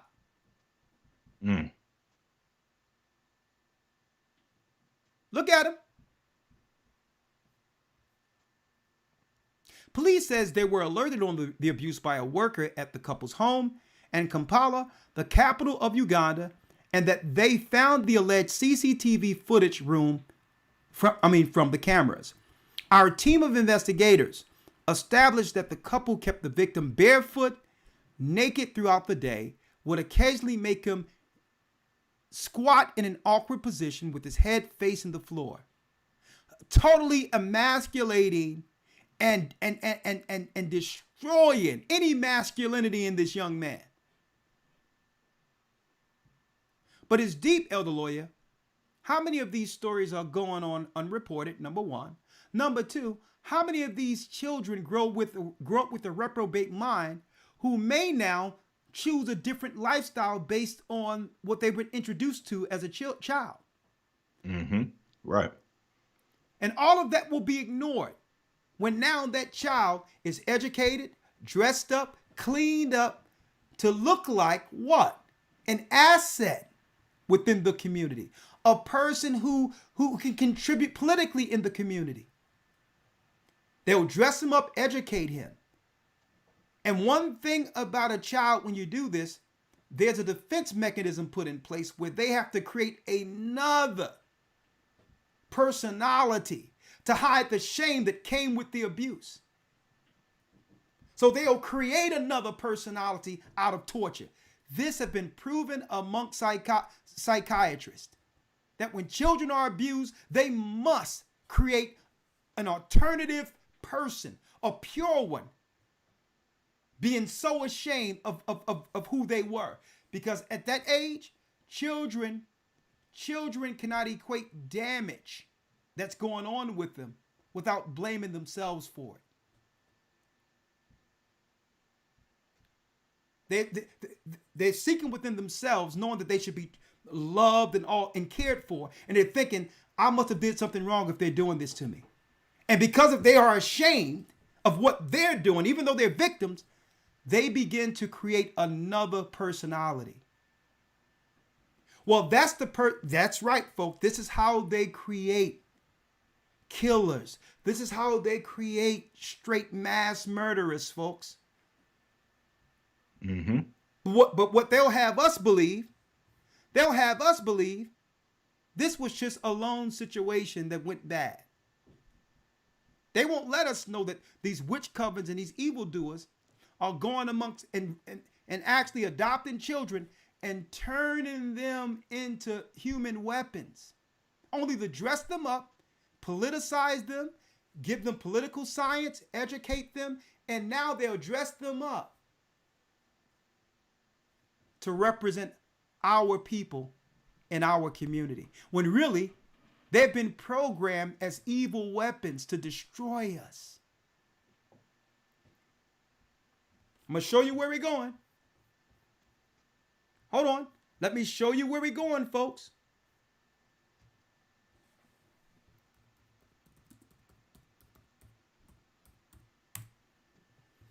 Show you where we're going. Hold on. And then they will become a part of a certain sexual persuasion group. And we'll see them as, we'll celebrate their positions as if we're celebrating ourselves, not knowing what happened to them and how they got into a position to represent us.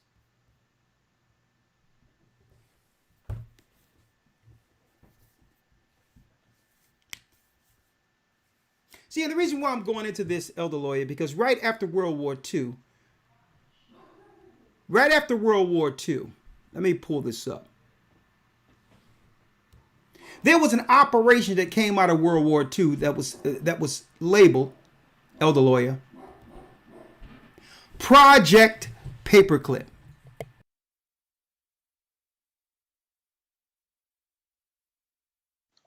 Right. Project Paperclip.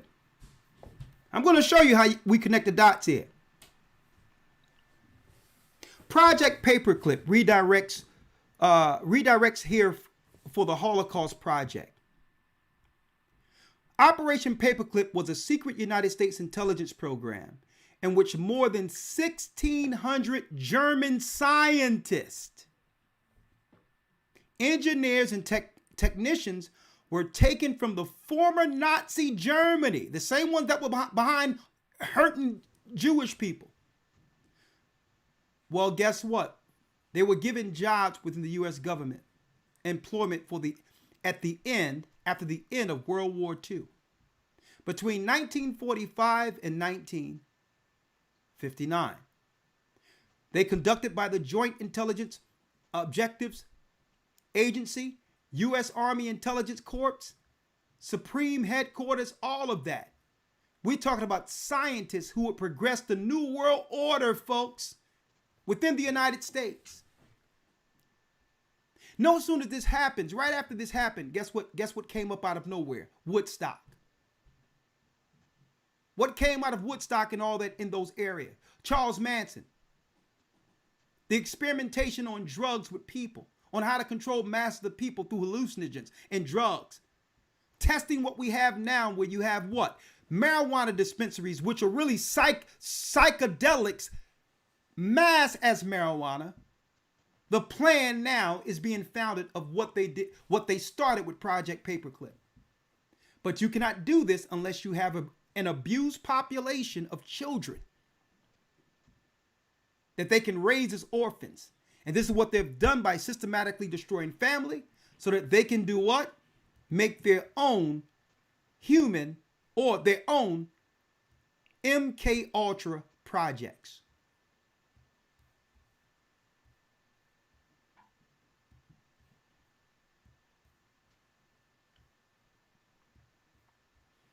We need to look into what happened to them growing up. How later you can dress them up and make them look like normal civilians.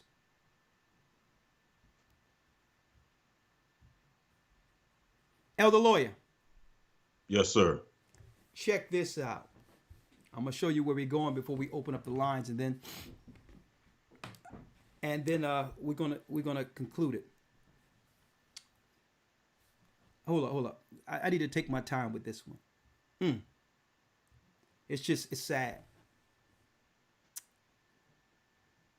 Under their initiative to separate the family, being that America was losing the PR war during civil rights, right?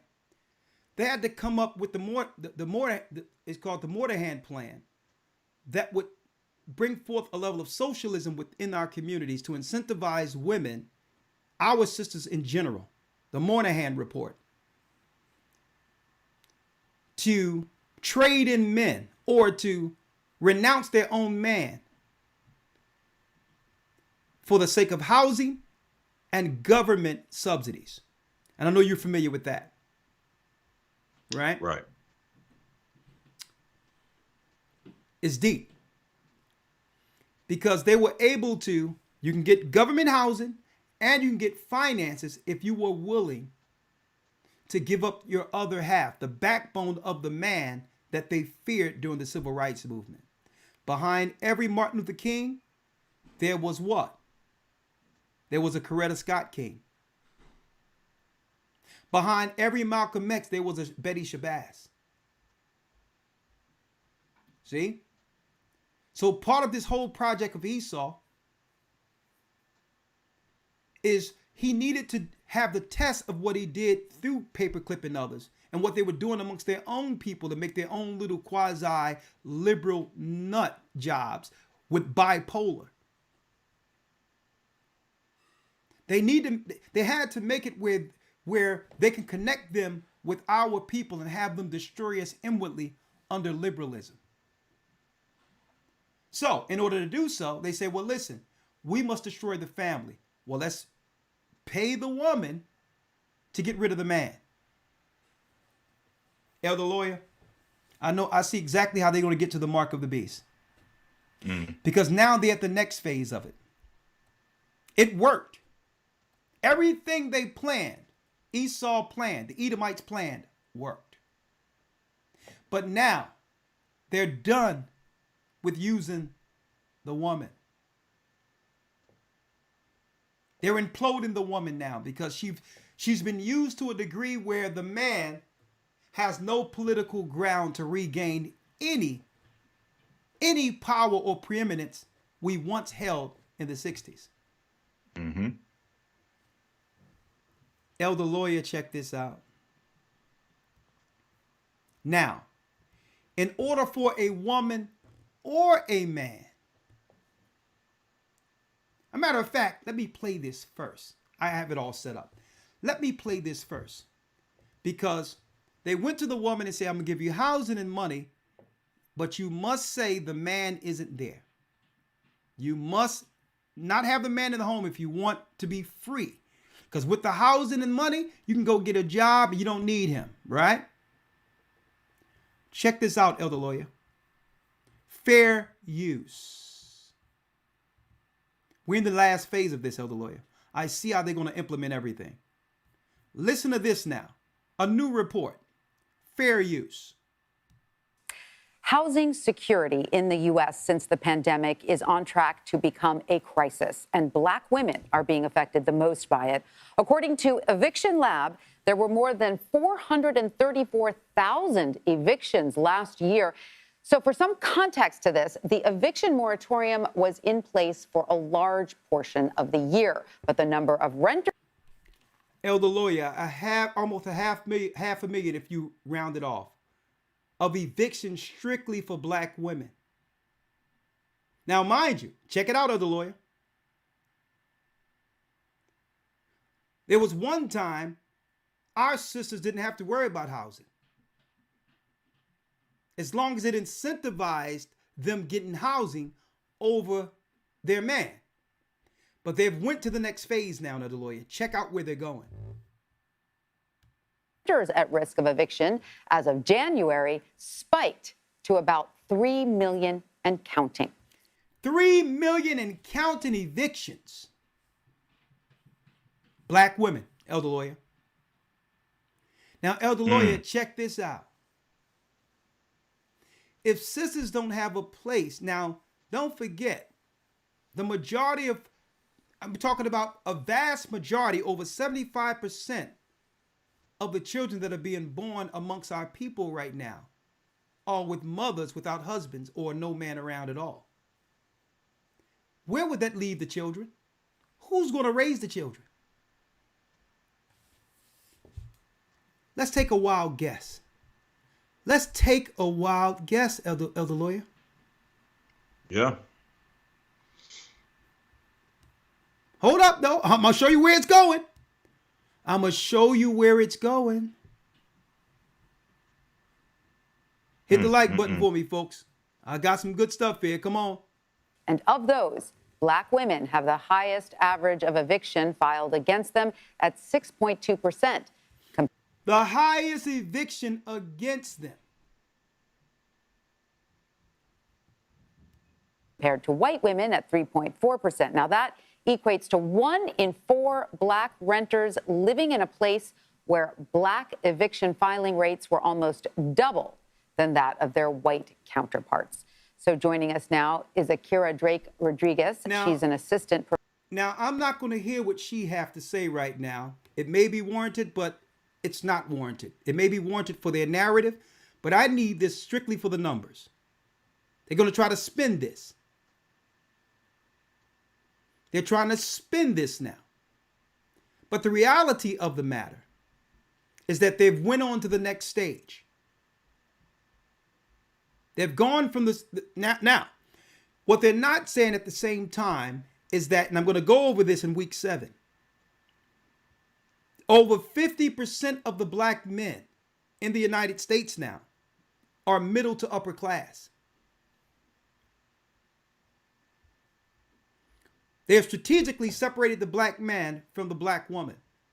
For the sake of self-preservation, the black man have got himself to a degree where he's back on a trajectory of success. And they're flooding the borders with other races of people. Now that our sisters are frustrated, now that our men who have something are choosing other things, other women. It's all planned, but that's a different topic. We're going to focus on Esau right now. I'm dealing with that week 7 in the academy, the divide between man and woman, round table discussion. So I'm going to leave that there for that. But Elder Lawyer, now they are evicting the women who need housing. Now, Elder Lawyer, this is going to trip you out. There's only one way black women and some black men can get free housing who are homeless or under the poverty level. You would never guess what they would have to do. You want me to take a shot? Take a shot. Take a shot, Lawyer. Yes, sir. I could see a few ways. Okay, I'm not sure if this is in line with where you're going, but I could see a few ways where they would open this up for people to get the opportunity to have housing, free housing. As it stands now, I could see them using medical procedures as a means for people to get housing. But in the long run, the end game is to have people accept the mark of the beast to be able to get access to free housing. Well, Elder Lawyer, you're close. But there's a step before that. Yes, sir. And I'm gonna bring that out. That's where it's going. But there's one step before that that no one's seen coming. Not even me. I didn't see this piece coming. Those two, we talked about. We talked on the streets about that. Right? Right. Where the woman that was interviewed during the Path to the Mark said, if I have to get something for my children to eat, I'm going to get it. Right? So you're right on. Yeah, you can clean off a chair, son, if you would like. Yeah. But check out, sisters could get housing if they was willing to reject their own men. Right? Right. Now, in order for these sisters who are being evicted or other people who are homeless, our people who are the descendants of slaves, in order for us to actually gain housing, look what we have to do, Elder Lawyer. Philly's unique and successful way home program is helping LGBTQ people find housing. Wow. Now, Wow. Elder Lawyer, this flew under the radar. In the midst of me looking, because my son is looking for an apartment in Philadelphia, right? I got that working right now. So I'm looking through these different places and all that, trying to help him out, looking into certain areas, right? And out of nowhere, something pops up and says, you can only get this house or this apartment under an LGBTQ voucher. The same time they're putting sisters out. They're forcing sisters and others now to say, because you know when you go to a social worker, because the social workers are the people who con our sisters into giving us up for housing. So the social workers are saying, well, listen, there is houses, but they're only for LGBTQ. So do you want the housing or don't you want the housing? So if you're sitting there faced with homelessness, what are you going to say? Well, how can my sexual persuasion be a reason for me getting housing over a poor person who's heterosexual? So when I seen this LGBTQ thing, I'm like, dag, Elder Lawyer, this is deep. Why? Because now it says, well, you get free housings like you used to do with Section 8 and all that. You won't get put out. It's a better house than you have. Well, what do I have to do? I mean, well, first of all, you can't say you're not LGBTQ. That's number one. Number two, because it's LGBTQ housing. Number two, being that this is a lifestyle, you got to show forth politically your support in certain areas where we need constituency or a public crowd for more funding. So now you just got to go through to a few events to show, so that we can show the numbers of a growing constituency politically, so that money can continue to come into this group. So all I got to do is show up. Yeah, that's it. Just show up. A few things, just so if they can see you're active in it, then, you know, what you do behind closed doors is your business. Well, Elder Lawyer, if they could tell a woman that you can only get housing by not having a man here. What happens if you get LGBTQ housing and they see a man come outside the house?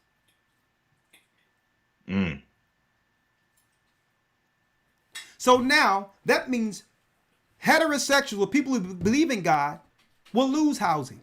We'll be homeless unless we choose to join ourselves with this group.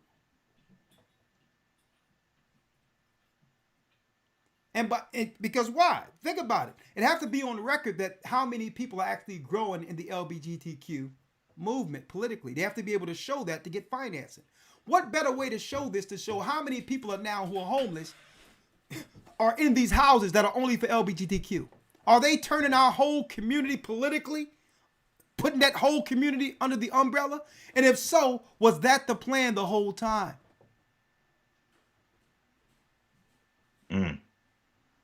You know what our people will do for the sake of low housing.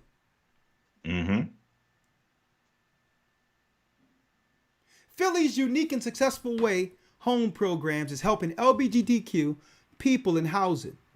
Folks, they have vouchers where you have to say you're from the LGBTQ group to have a home.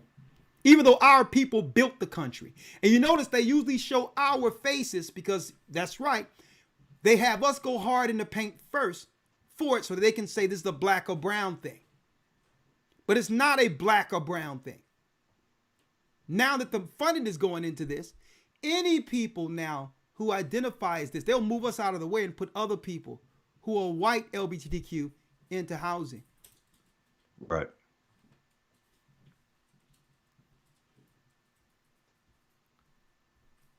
Why are they doing this? Well, they're not telling you about what happens to the children who under these circumstances grow some level of dysfunction that could be utilized under Project Paperclip.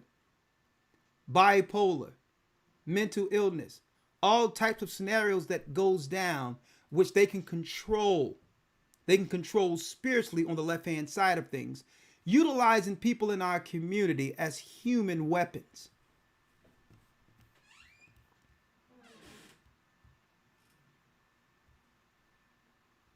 It's no longer going to be in Africa, Elder Lawyer. Right. Africa is really the byproduct of what they've been doing in our community since after the civil rights movement. They've been doing this. They're telling our people right now, lay down or get down. This is an attack on all sisters everywhere. And that's why we told sisters, do not support none of this. Now, sisters are homeless. They're going to tell sisters, listen, in order for you to get housing,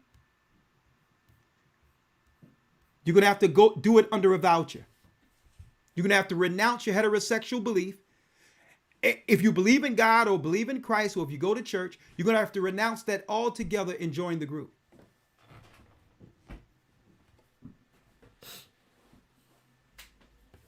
Now, Elder Lawyer, the next phase is what you mentioned. Because when you separate people from God altogether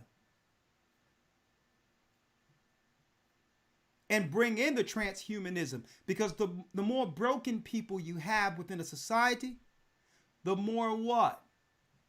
The more control you can have over the people. These are sheep who will go along with anything for the sake of surviving. So if you will compromise even your sexuality for a house, anything they push going forward, you will agree with. They wasn't going to stop with the man cannot be in there. The plan was to have women bringing forth orphans that can be controlled by the state with mental issues and all that, to make obedient servants who have no inclination or spirit towards righteousness, morality, or even a belief in God. This was their plan throughout the whole earth to make soldiers out of the poor, soldiers for Satan.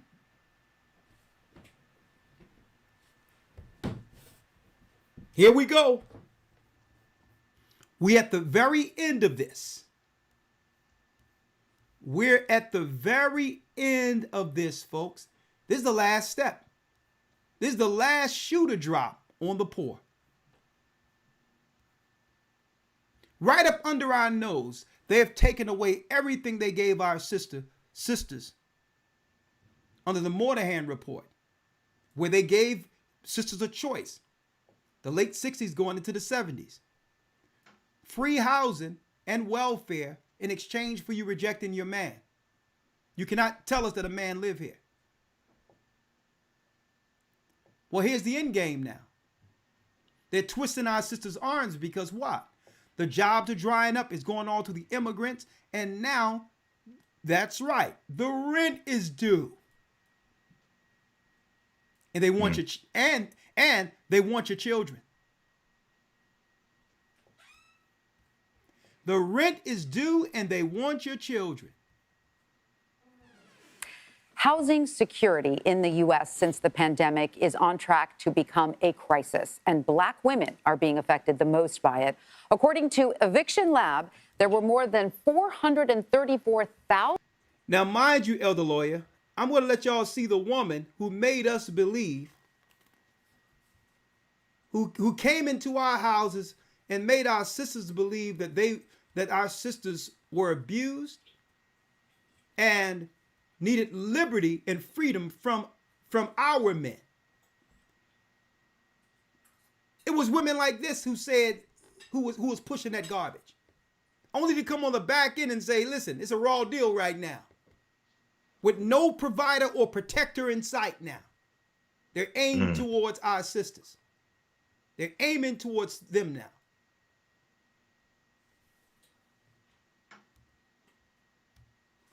Housing security in the U.S. since the pandemic is on track to become a crisis, and Black women are being affected the most by it. According to... And look at that, Elder Lawyer. Who was marching for George Floyd?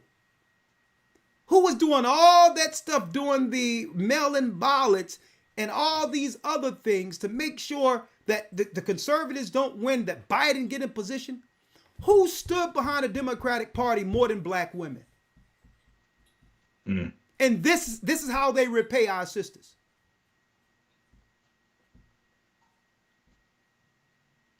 This is the payment for us supporting that party, for our sisters, more so than anyone. Sisters had 10 toes down in the paint, throwing elbows, doing ollie hoops for Biden.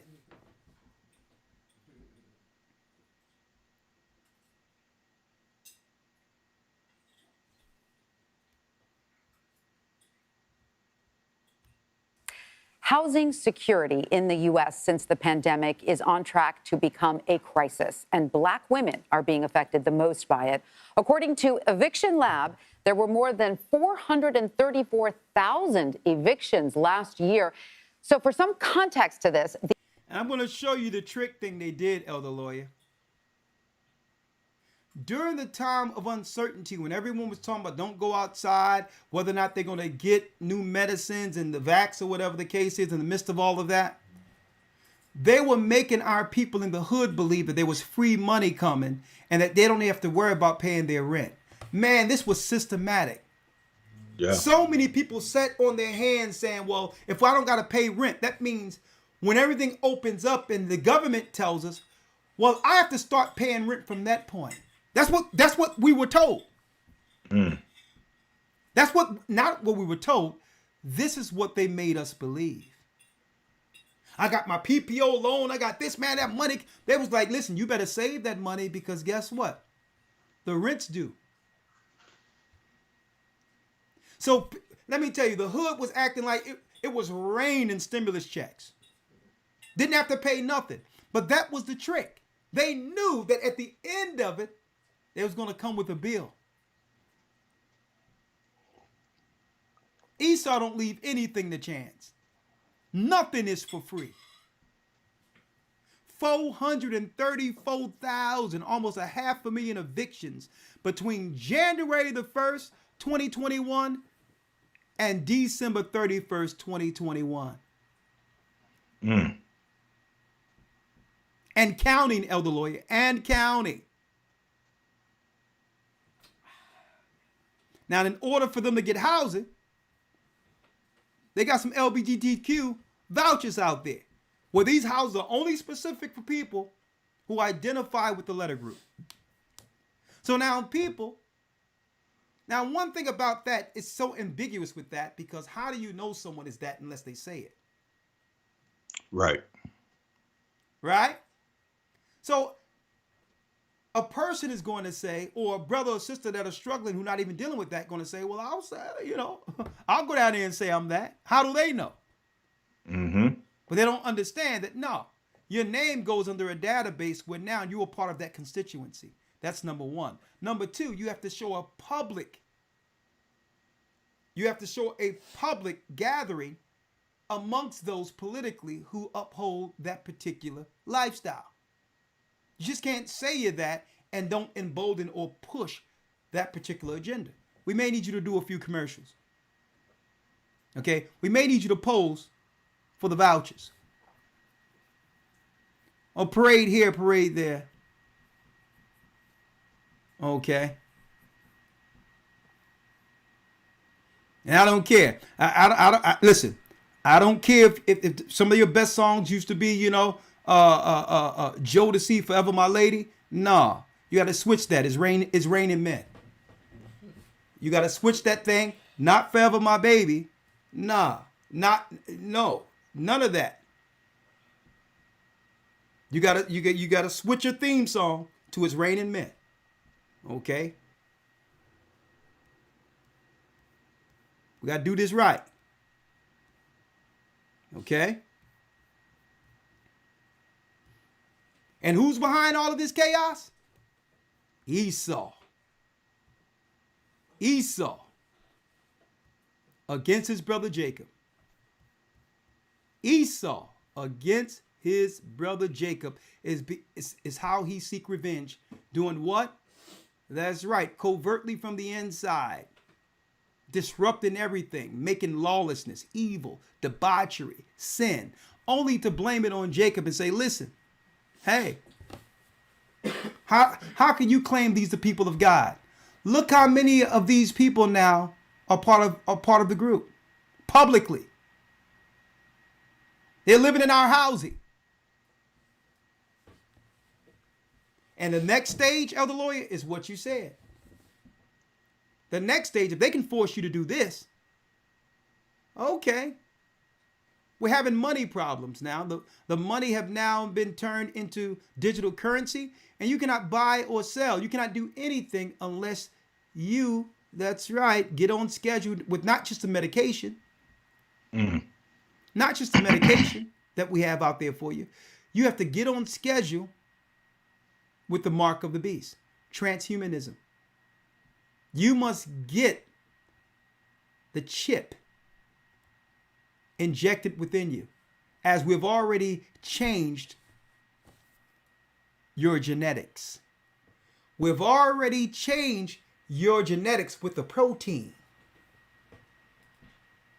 And after that, when people get that mark in them, they'll become the machine, and no longer will their soul exist. They'll be used as perpetual servants, only fit for damnation. But Satan will use them up until that point. Satan's plan, rolled out in a nutshell. Anything you want to say, Elder Lawyer, before we open up the calls? No, sir. I think you drove this one home. I think that last little wrench you threw in there, as far as them opening up housing specifically for a particular community, off the back of them evicting our sisters in a high number by the hundreds of thousands. Man, who would have seen that coming? And it's just a testament of everything that we've been going into and teaching, as far as the dysfunction that we have. Obviously, we know that Esau, he's the puppet master. Esau is the handler. He's the one that's stringing everything along, from the entertainment industry all the way down to the lowest of the lowest ghetto in the United States of America. But nonetheless, there's things that we have acquiesced to and that we have opened ourselves up to by making poor decisions. And part of those poor decisions was allowing the separation and the division of our families, allowing ourselves to be played out of position through propaganda, which separated us and divided us. And now we're seeing the after effects of it, of all of these decades going by, and believing the lie. I don't need a man. I don't need, just all these various things that were drummed up, but really it was just propaganda. And listen, it's not far-fetched that our people will begin to again, as we've done in the past, acquiesce to and say that we are of a particular community just to get housing. If you remember back in the day, we would do this all the time, where people would say that they're crazy when they're not crazy, but they would play crazy just to get a check. Call a crazy check. We all know that in North Philly. Right. Every time the caseworker come around, every time the caseworker come around, she start talking with a click. Hey, click. Hey. And then I'm like, Mom, what's wrong with him? Ain't nothing wrong with us. She's getting that crazy check. Mm-hmm. She's sitting there just talking with a click until the caseworker leaves. Mm. We all know these crazy checks existed. So if we did that, not only that, I've seen circumstances, Elder Lawyer, where we in the hood, some of our people in the hood would allow our children to get on medication for a check. Right. So, right. And the reason I'm going to point this out is because one thing about Esau, he never forced us to do anything. That's the key thing. Just like his daddy, the serpent in the garden, he can only present the tree before you. But you must choose to eat it. That was a choice, the Moynihan report, when they said, and really the Moynihan report didn't end out like that, because welfare and all that was really a beta test for all races of people. But seeing the data, they seen something. Welfare was a temporary thing right after the wars that would do what? It was really a subsidy instead of dealing with the finance for the PI bill, that would give people a leg up until the man finds work. But all races of people were participating in that. But they found something, an anomaly between our people and the other races, the people predominantly white people at the time. They noticed when their men went back to work, white women disenrolled from the welfare as a temporary buffer, right?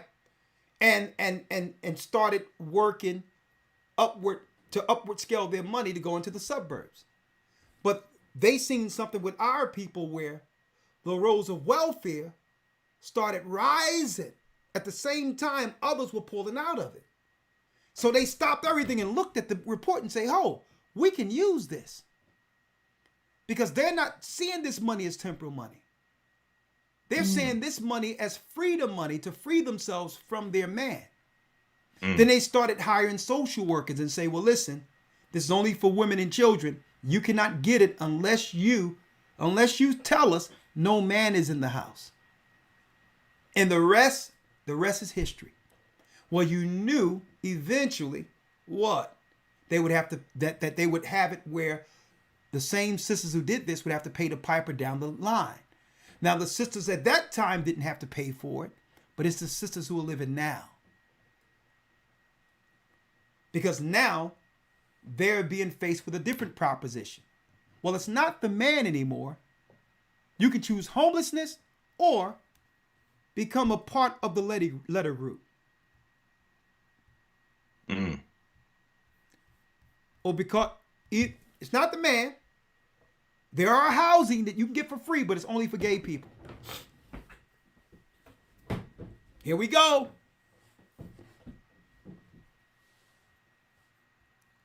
Now, Elder Lawyer, how many of our people were told that these were some of the laws and bills that were being passed under the Democratic Party while they were pushing us to actually fight for and uphold the party? We didn't know any of this was being drafted, where the housing that used to be for us would have to be for gay people regardless of their race. We had no idea these bills were being drafted right up under our noses. Right. And what are they saying outright? This is who we'll replace you with as minorities. Right. Get down or literally lay down. Preferably in a warm weather climate, because there will be no housing. All right, Elder Lawyer, let me open up the calls real quick. And same way you see Jeffrey Dahmer and all these others allegedly, imagine how many children they can get now who have no father in sight. Right. To get access to turn them into anti-God agents. It's going to get crazy. It's going to be mayhem. Chaos will ensue. Elder Lawyer, give me 1 second. You can answer the questions with me. It's going to be early night tonight. Of course, we have Patreon, but let me get some of the calls in real quick. I don't want to be here all night. It's 9 o'clock now, so 1 second. Let's do it. Again, the calendars are there. gatheringofchrist.org. Calendars are ready. Okay, calendars, the pre-orders for the calendars are in play. They're in play, brothers and sisters, all right? So, we have a new theme. The theme is going to be absolutely wonderful, and we're going to highlight a theme for our past brother, the Saint Dwayne, the twin. So I hope you all can help us with that and support the calendars, all right? Again, week 6 of the Hebrew and Bible Academy, we'll be going into Islam, and let's find out Esau's connection to that rock called the Kaaba stone. They want to call the white man, Islam calling the white man a devil. Well, guess what? The devil is behind the Kaaba stone you're telling your members to pray to 5 times a day. And I have the proof of it. That and more. Be a part of the Hebrew and Bible Academy. We're week 6 coming, but there's 2 more months filled with serious information you can't find anywhere on the earth, put together in a way in which that the world could have never given it to you. The true narrative of the Bible, we put much work in week 7, Elder Lawyer. We put much work in to make these lessons very, very, very, not just interesting, but eye-opening for you. Absolutely. Week 7, we're going to deal with, let me put this, the link is right there. The link is there if y'all want to pre-order for the calendars. Very nice calendar. I've seen the cover. It's absolutely awesome. All right. So we're going to do a roundtable discussion, the divide between man and woman, and see what we can do to fix this thing. Week 7, live on Zoom. And week 8, Elder Lawyer, week 8 is when we give out the, 1 second. 1 second here. Week 8, Elder Lawyer, is when we will eventually give out the, I keep on going the wrong one. We will eventually give out the chart, the chronology chart of all of the extra biblical texts as well as the Bible and the chapters, not the chapters, but the books in the Bible in chronological order, including the hidden books according to dates. Okay. Absolutely. So, first time we've ever done this. This is our work. We've put this together. You can't find this anywhere. Only the Gathered of Christ Church have this particular chart that will be given out to you Academy members. First time. All right. So I hope you all can be a part of that also.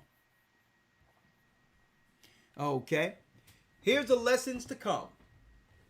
The divide between man and woman, week 7. We have the week 8. We're going to do the Gathering of Christ Church's biblical chronology chart. We're giving that out on week 8. And we have one other lesson. You got it. The understanding of Daniel in the end times. So usually we do the 4 beasts of Daniel, but we're going to do a new highlight going into the last days according to Daniel. First time.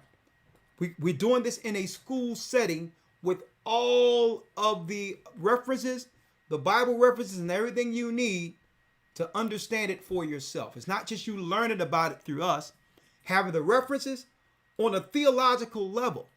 Okay? Seminary schools don't even give you what we're giving you here. Okay? At all. Okay? The understanding of Daniel and the end times, week 8. First time we've taught this lesson, so I hope you're there. All right? HistoryTimes.org. Be there. If you think these broadcasts are anything, I'm going to tell you, our news in the Academy is uncensored. We can't say what we want to say on this platform but at least we have the academy right now to be able to do so. So please be a part of it. historytimes.org. All right. All right, Elder Lawyer, let me pull up the call real quick. Yes, sir. Phone calls here.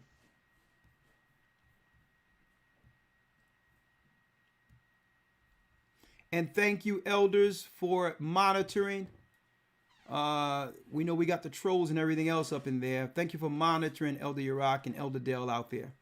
And thank you,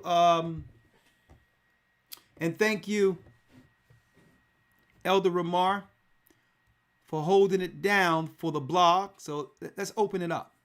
Let's open up the calls. All right, one moment. 515-605-9327. That's right. Come on in. Come on in.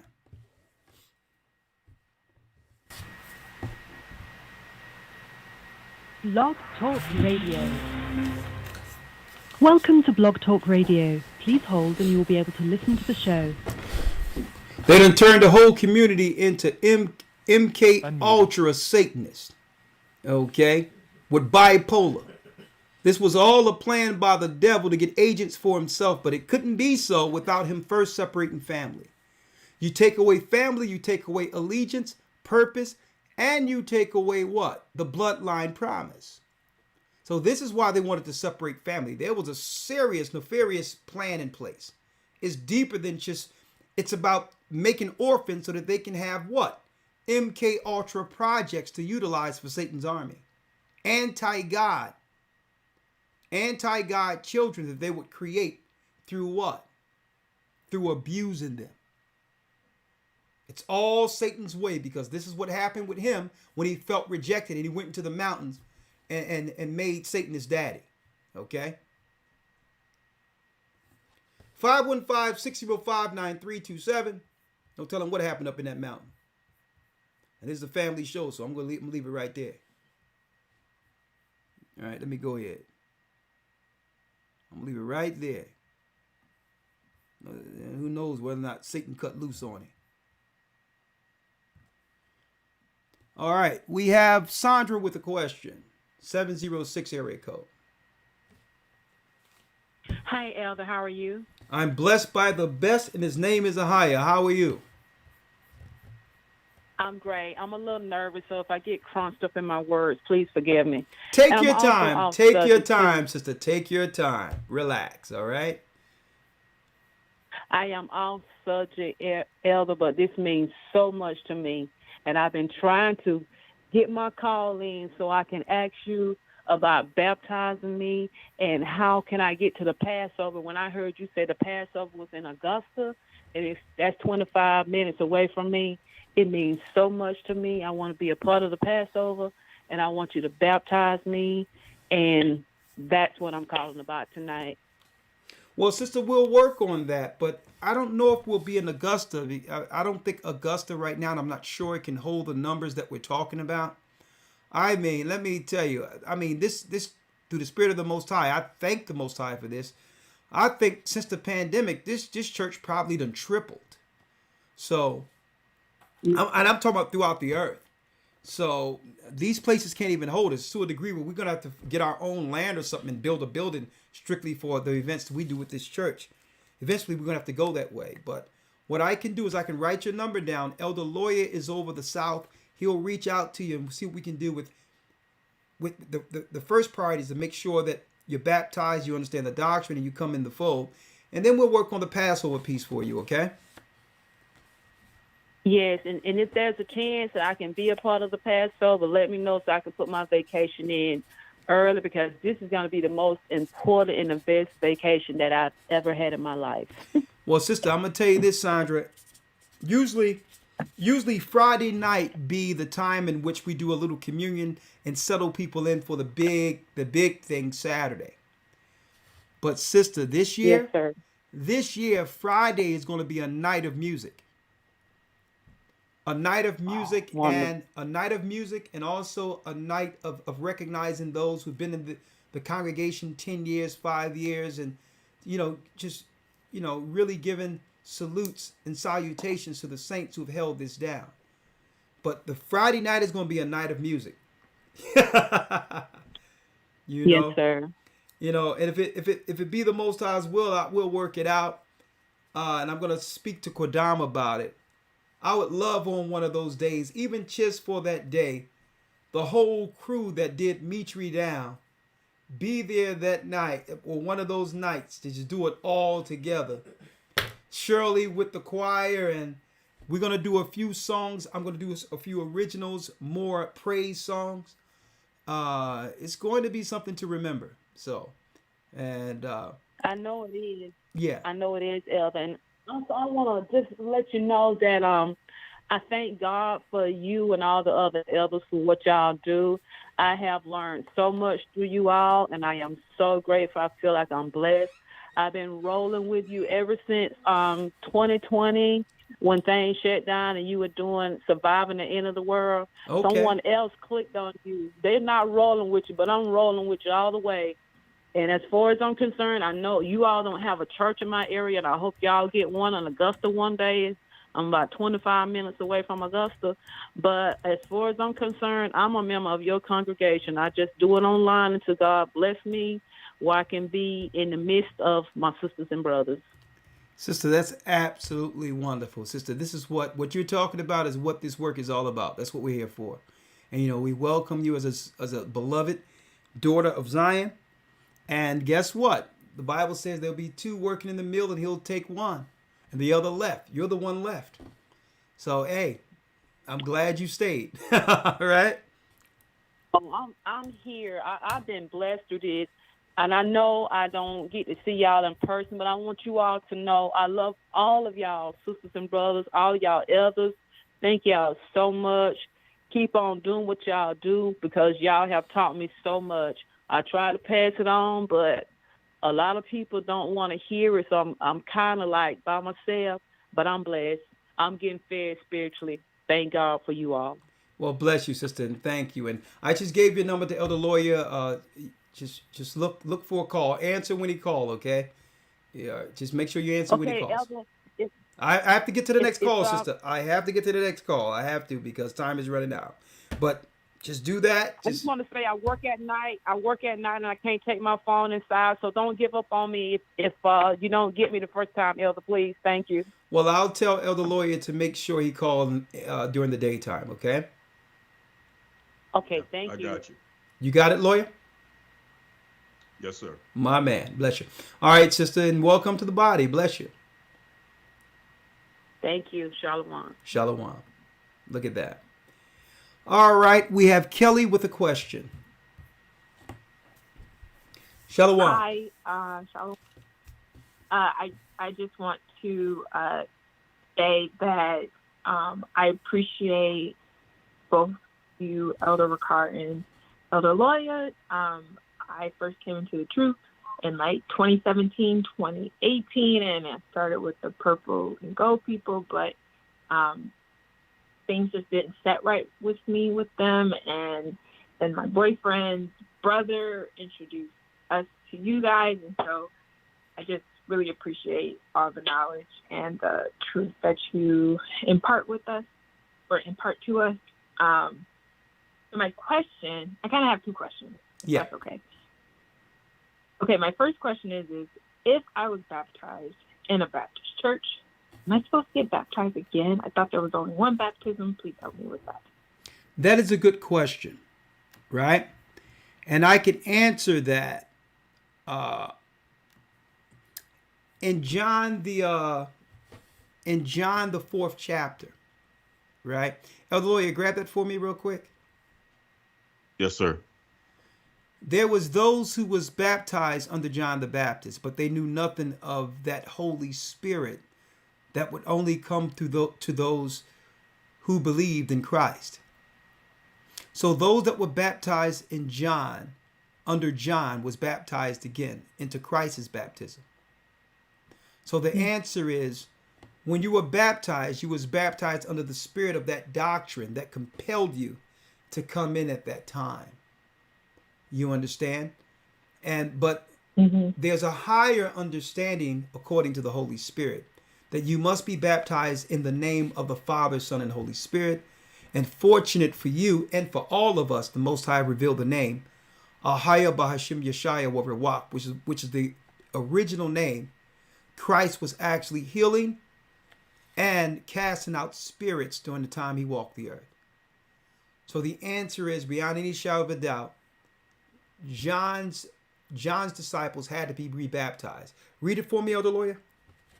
Yes, sir. St. John chapter 4, verse number 1.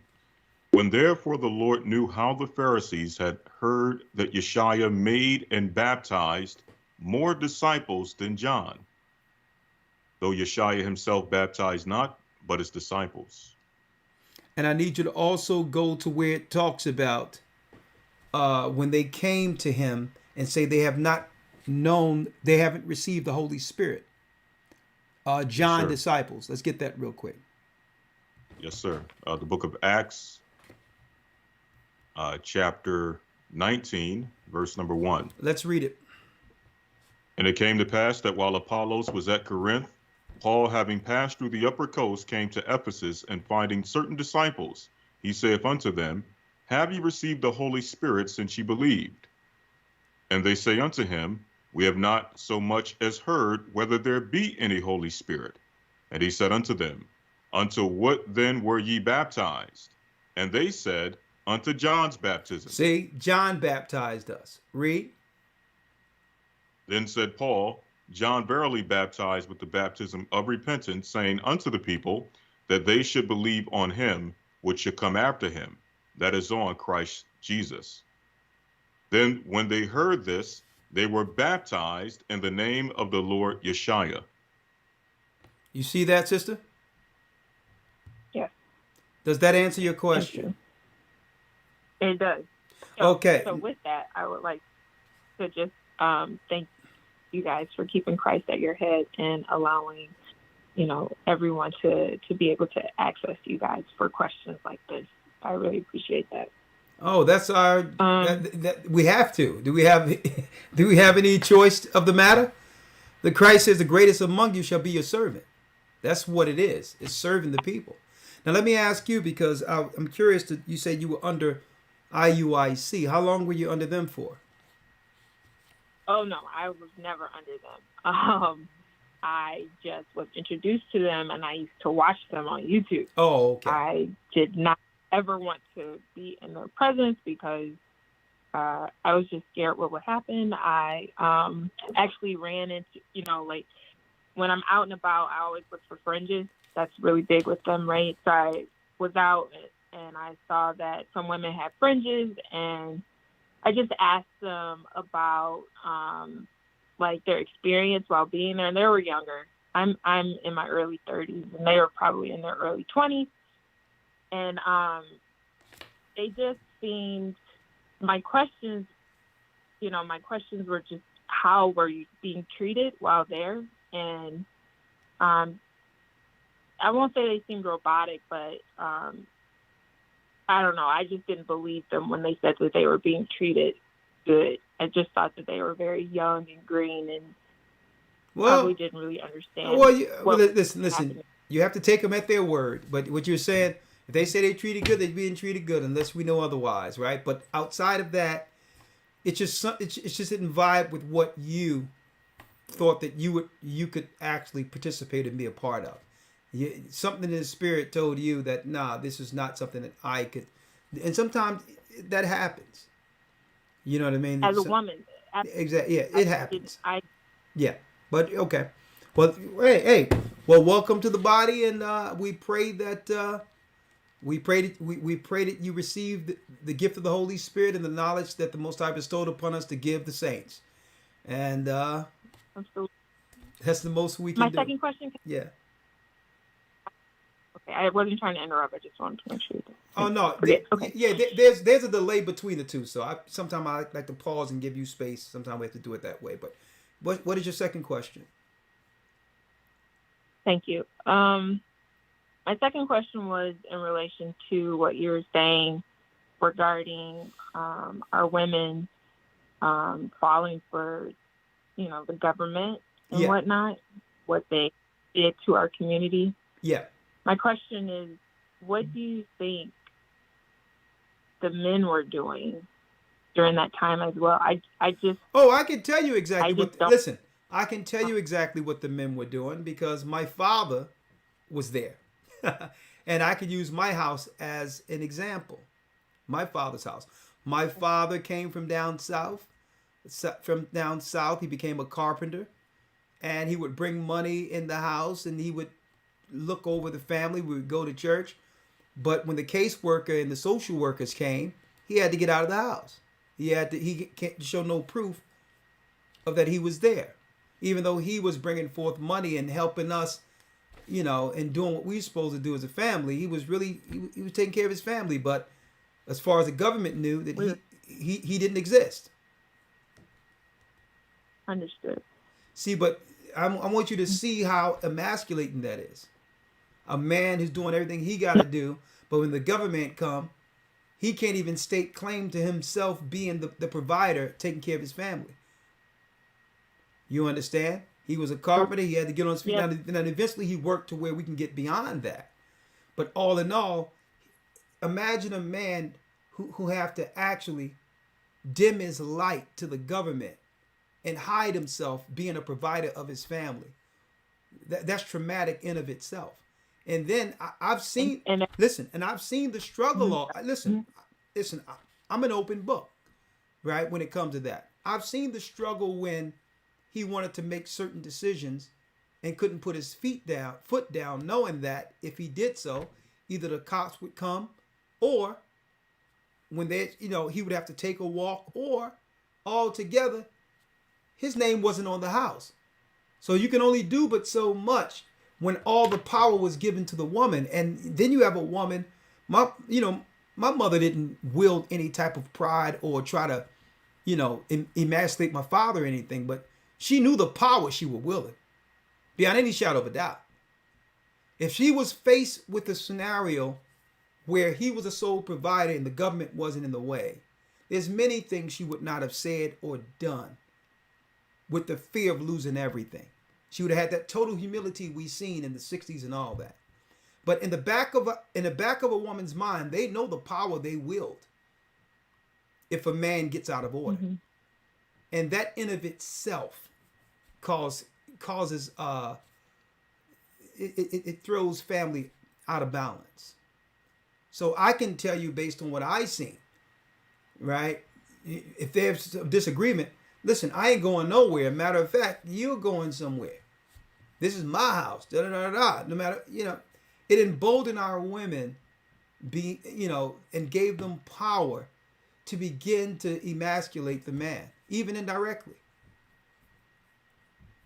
So I've seen that. I've seen it. I understand.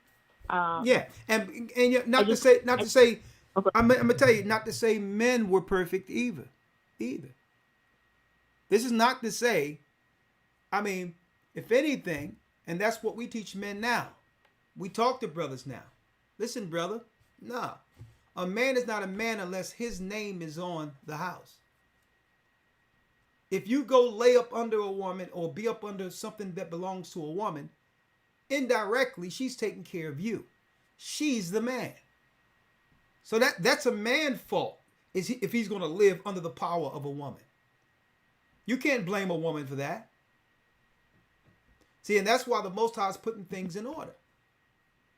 He's putting things in order. It's time for a man to be a man now.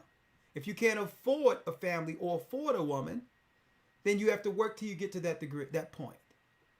You can't be up under a woman hoping that she's going to submit to you strictly based on you being male. Doesn't work that way. So many guys fall in love, but they see this girl, she got a house, and you go lay up with her. Next thing you know, you're with her, you're under her place, not realizing it's out of balance because it was her coming into your home, under your guidance, under your name. But like, yeah, okay, all right, yeah, this is a nice house. Yeah, you want me here? All right, let's change the names on everything. It's my house, and that'll let you know whether or not you got a woman that's willing to submit to you.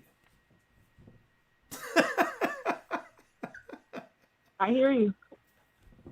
All praises. I Hey, appreciate. listen, you'll be like those Yeah. cartoons where the guy had a stick with a handkerchief with only lunch in it, going down the road. Okay. Well, thank you, sister. Thank you, sister. All right. No, thank you. Thank you both. Thank you. But then on the other hand, you had some of our people who knew how to get it together. They would utilize the government and all that, knowing that it was free, stack money and do all that, work, and then be able to buy your house and get up out of that and use the system for what it was supposed to be, a temporal get on your feet thing until you're able to stand on your own laurels. I've seen that too. I've seen families who were in housing and all that and realized that's a temporary thing, that it shouldn't be generational. You shouldn't be talking to your sons and daughters once they're born or once they get older and tell them, well, once you have a child, you got WIC or assistance as free money. We shouldn't be able to teach our children anything like that. Systematic, socialism. That's the wrong behavior when your daughter get older. Say, yeah, once you do this, you automatically go down to the welfare and WIC program. No. I've seen people utilize it for what it's supposed to be used for, a bad time or a hard time, and temporarily utilizing it, and then get on your feet like families should. So I'm not saying sometimes we fall on hard times. I'm not saying we shouldn't be able to utilize that stuff. But it wasn't set up for us to live on that from one generation to the next. Okay? 262 area code, Lanessa has a question. Because it takes away ambition. It takes away drive. Hello? Yes, Lanessa. Hey, Elder, how you doing? I'm blessed by the Almighty. Yourself, Lanessa. I'm blessed by him, too. This off topic. Can you give me a call? I've been trying to get it with you since July. A call for what? What's happening? What's going on? I need you to call me. I ain't want to broadcast it all on national YouTube television. I know, sister, but I would need to know, is there anything you can say concerning why you need the call? Oh, it's pertaining about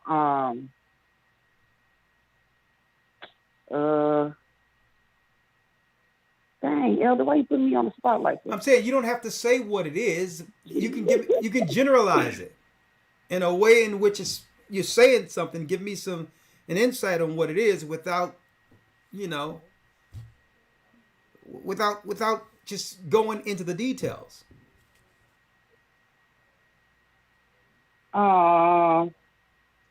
It's about, I emailed you and I asked you to sit up here and call me about this man named Bigsby or something like that.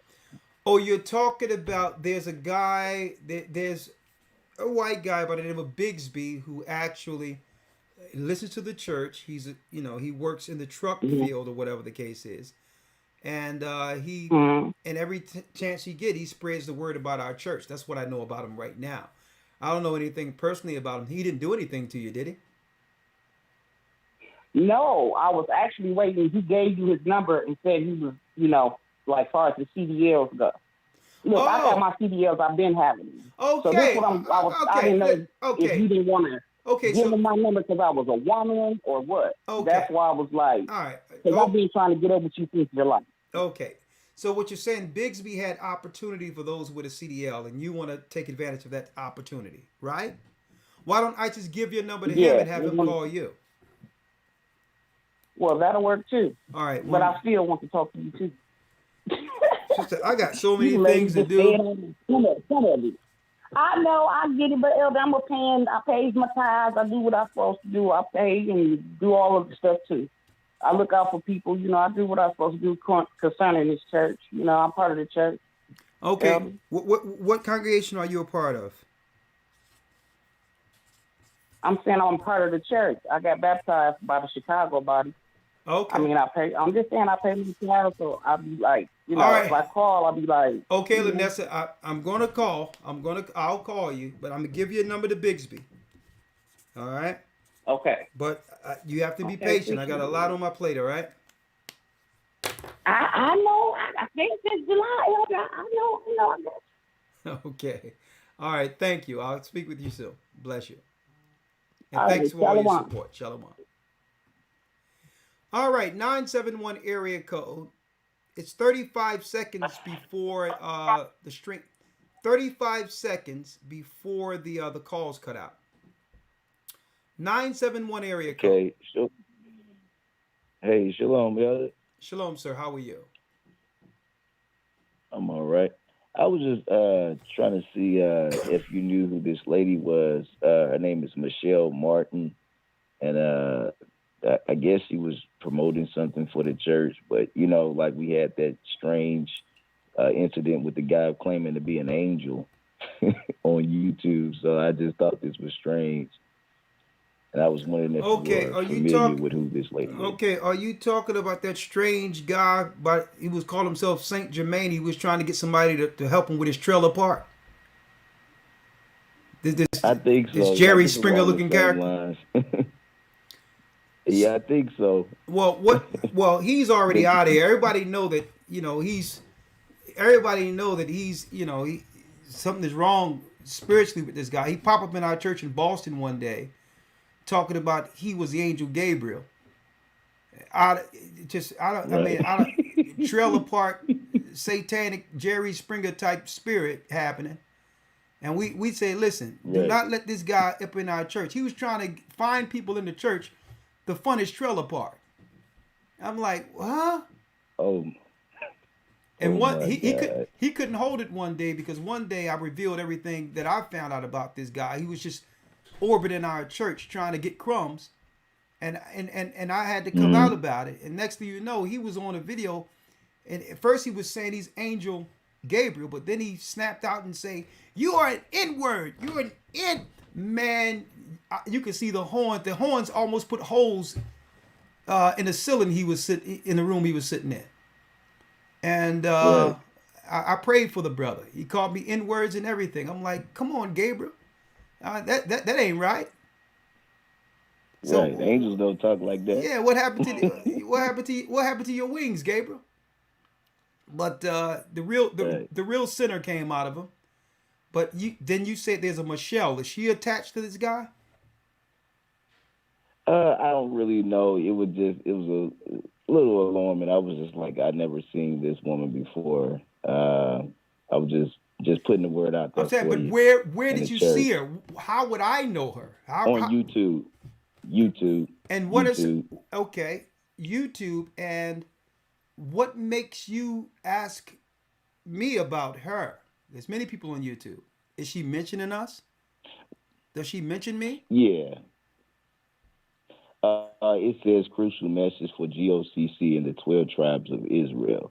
I'm not familiar with her. Oh, listen. No. If you hear somebody, a message for GOCC, understand it just came directly out of the seventh part of hell and crawled onto earth, out of a cave, and now is running to try to get into a city.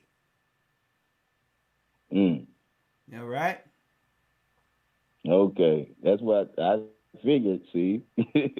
If anyone have a message for the GOCC, they would do what you do. They get on the phone or they make a phone call.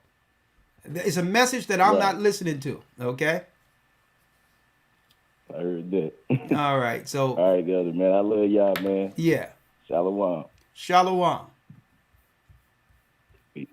All right. Let's go to the next call here. Virgil.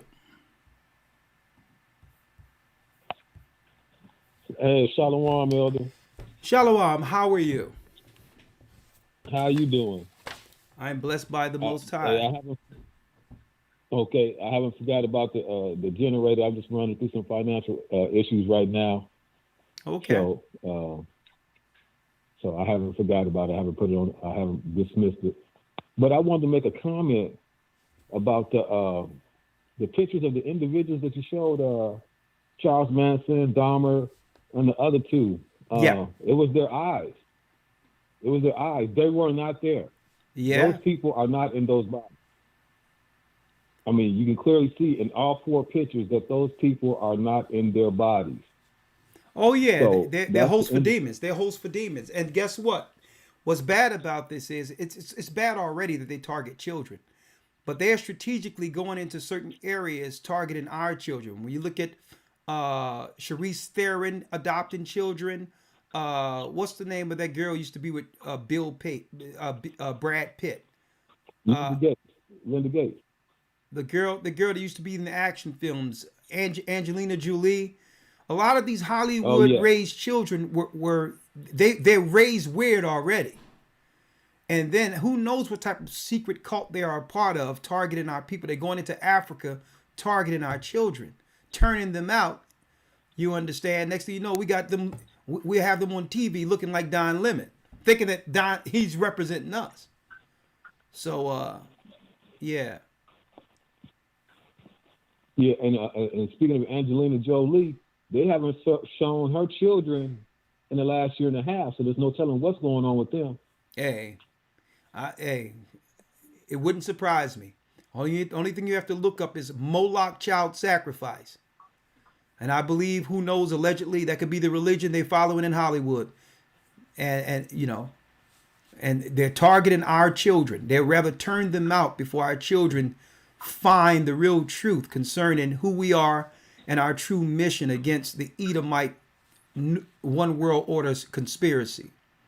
All right, brother, thank you. And make sure when you get that generator together, you give me a call, all right? Shalom, family. I will. My brother, Virgil. Shalom. All right, we only have a few before the night ends. I thank you for your participation. I hope to see you all this coming Friday with our Patreon update. You know, I have some good stuff coming for that. All right, so I hope to see you all there Friday on Patreon. Patreon.com/agathering144. I got some bombs to drop this Friday. All right. We have Abadia. Abadia has a comment. Shalom, Elder. How are you doing, sir? All right, brother Hayes, son of Judah. Long time no talk. I just wanted to testify on what you was talking about with the Section 8, the housing, and the things with concerning them allowing that little program to, what was it called, the rent thing where they didn't have to pay rent? Yeah, the Moynihan project. The Moynihan project. That happened. Family, that happened to my mother. She had dementia, she had Alzheimer's, and she had that mercury in her mouth. You know, she didn't have that many teeth, the root canals, so she had the mercury or whatnot, and that poisoned her bloodstream and got to her brain. So my mom wasn't. Yeah, Elder. Sorry to hear that. And Con Elder. But when when that had happened to her or whatnot, they came to evict my mother, knowing that she had dementia. She barely even knew who she was. So, and the sad thing about it is, they sent brothers to do it. You know, they sent their own people to put my mother out. So, long story short, we let them know the condition that she was in and what they were doing, and letting them know that they got judgment on the way. And the only thing they had to say to us is, well, we got a family to feed and we got a job to do, while they was taking my mother's stuff out. So I winded up taking care of my mother. That's good. Bringing her to my home and taking care of my mother in her last days. That's good. All praises to the Most High. Y'all elders in the body buried my mother. So, yeah. All praises to the Most High. Praise to the Most High. I also wanted to say thank you for the work that you're doing, Elder. Family, if you can, get into the Patreon, get into the Hebrew Bible Academy. Elder, this is my 7th one. Thank you. And because of what you're doing in this earth, the Most High doing through you, my family's been baptized. My immediate family. Praise the Most High. And my mother was the one that got me back reconnected with the body. Now, they always unsubscribe me, Elder. Me and my daughter, we get upset. It's so irritating, right? Dad, check to make sure you subscribe. Make sure you hit that like, that thumbs up button. She right here. Make sure you hit that thumbs up like button. You hit it. We always remind each other to do that. Yeah. To get this workout any way that we can. But Elder, one thing I noticed though, with the brothers in the neighborhood, when I had first talked to them about the things that was going on, from the lessons that I've learned from following the body and from reading the Word, Elder, that's one thing I love about this body. It teaches you you tell us to fact check what you're saying. And I want the body to really, really get this. The brothers in the neighborhood thought I was off the wall, off my rocker. Recently, 2 of the brothers come to me in the neighborhood and say, brother, everything you said was true. This over 2-3 years ago you talked to us. Everything you said was true. How did you know? I said, I ain't psychic. Here I go. I'm a member of the Moss Point, Mississippi body. I have elders. We be into the Word. They be breaking down them scriptures, and I can't take claim for none of it. You hear me? Praise the Most High. That you are doing, that the body is doing, all praises to the Most High and double honors. Keep it going, Elder. We pray for you. We pray for the body. We pray for our brothers and sisters and brothers. Keep on enduring. To that sister that called in. Well, brother, I got to get to the next call. I'm with you. You say it a lot, but thank you, brother, for all your support. All right. The water, Elder. Thank you, guys. In the bar, the water. All right, Auntie B, thank you. I would like you to keep going, but I only have about enough time to get through the few calls we have in queue, and I don't want to, knock someone out of the box with someone getting more time. All right. So, but I really appreciate you, my brother. All right. We have to be respectful for others who are waiting in queue. Auntie B. Shalom, Elder. How you doing? I'm doing well, sister. Yourself? I'm blessed. Now, I wanted to speak on what they're doing to the women as far as with the housing. Yeah. I just experienced something personally with my cousin. She has a daughter that was pregnant. Her daughter refused to take the jab. She refused to take any medications that they were trying to give her because she was pregnant. Okay. And she went in labor. She had her baby. She had no underlying health conditions, mind you. She was in her late 20s, early 30s. She had her baby, but she died. We will be burying my cousin here, my cousin's daughter here within the next couple of days. I'm sorry to hear that. If they cannot get you, they want these children. It's about the kids. If they can't get the women, they got the men out the house. Allegedly. They can't get the women to change allegedly. them. I got to put out allegedly. Allegedly. Yeah. Allegedly. And allegedly, if they can't get the women, they're allegedly going after the children. Yeah, it's a shame. Because the children are what they need for their future.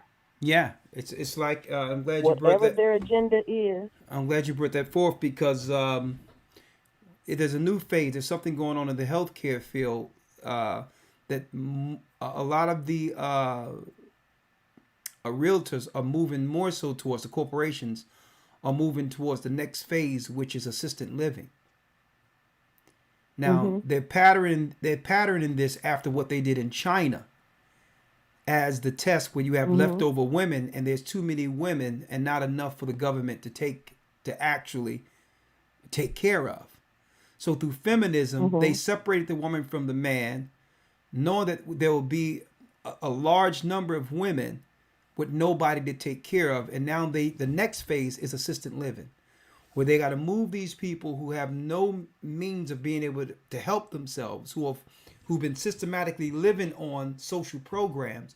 Well, they're going to put people in this assisted living where you must follow a certain, if there's medications, whatever the case is prescribed to you, you have to take them in order to be there. So that's the next phase. This is not allegedly. Assisted living is on the rise. Look that up. And it's for predominantly the women that they have no place for in the future.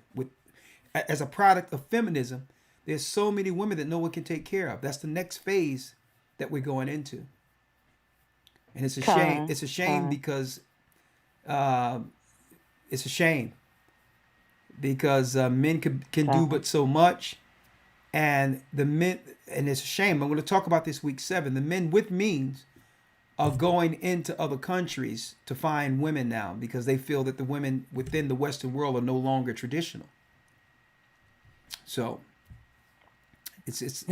we have my mother-in-law here. They wanted her to go to assisted living, but no, that's not going to happen. But that's the She'll way. be assisted here in my home. See, but that's the wave of the future, because the reality is, if you have it where there is the majority of people aren't marrying no more, and there's no families anymore, there'll be no other alternatives outside of assisted living in the future. That's where it's going. So. But I'm now. One other question I have. All right, go ahead. I'm sorry to cut you. One other question. We have a lady on Sunday in the academy asked, "Why do women have to cover their heads?" I really didn't want to speak on it and speak out of turn. I had left the question in the chat. It didn't get answered. So can you speak on that briefly? The importance of the women covering their heads. Well, it's in the scriptures. I can read it for you right now. Okay. All right. When you go to 1 Corinthians 11. All right. I'll pull it up here. Okay. 1 Corinthians 11, where it talks about the head covering. Right? If you see right here, it says the head of... There's a hierarchy. There's a pecking order. And it says, but I would have you know. Hold on. Yeah, this is better. I would have you know that the head of every man is Christ, and the head of the woman is the man, and the head of Christ is God, right? And every man praying or prophesying having his head covered. That's why even if we have a mitre, the crown of our head is opened. Dishonor of his head, because that's the temple, the Holy Spirit, where Christ directs man through what? Through the conscience. But every woman that prayeth or prophesied with her head uncovered, dishonor of her head. Now her head is the husband. If you're praying with your head uncovered, you're actually dishonoring your husband or Christ if you don't have a husband. Because a woman it shows a woman having her covering or protection, right? Now the protection is not just the protection is not just the physical realm; it's a spiritual realm. We wrestle not with flesh and blood. So you are actually signaling to not just who you can see, but who you can't see, that you are a woman walking this earth unprotected. Now let me go into what this means here. Okay. Listen to this clearly. There's a different approach a man will have if he see a woman dialed up and all that with her hair and all that, than if a man see a woman with a head covering.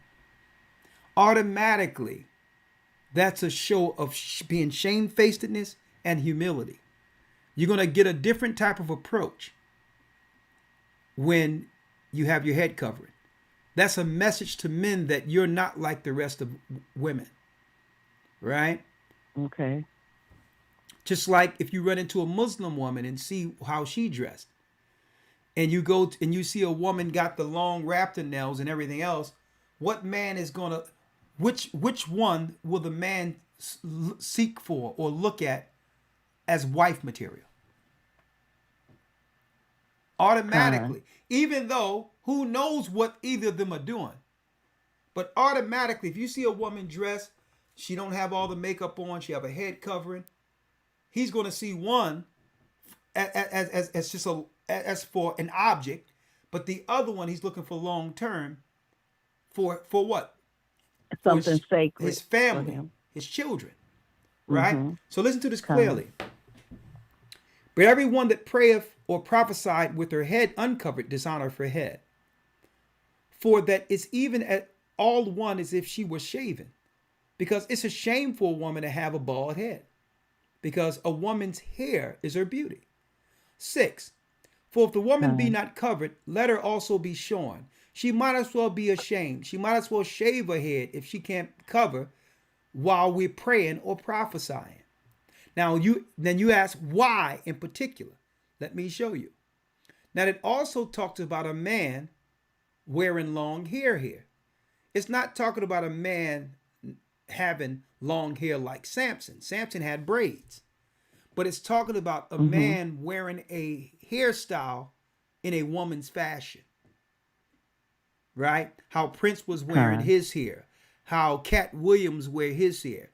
And curls and all that. You're not supposed to wear your hair in the style of a woman. That's what it means. A man shouldn't have long hair. It's talking about a man walking down the street and from behind you think it's a woman based on his hair.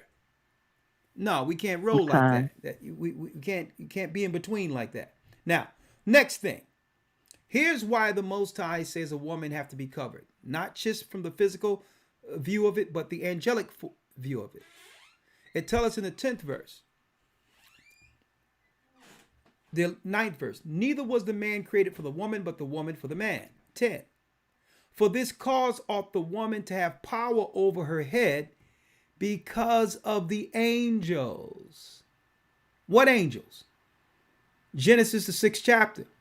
When the sons of God saw the woman, the daughters of men, that they were fair, and came down and lay with them and brought forth Nephilim. See, they didn't have no covering. They weren't protected.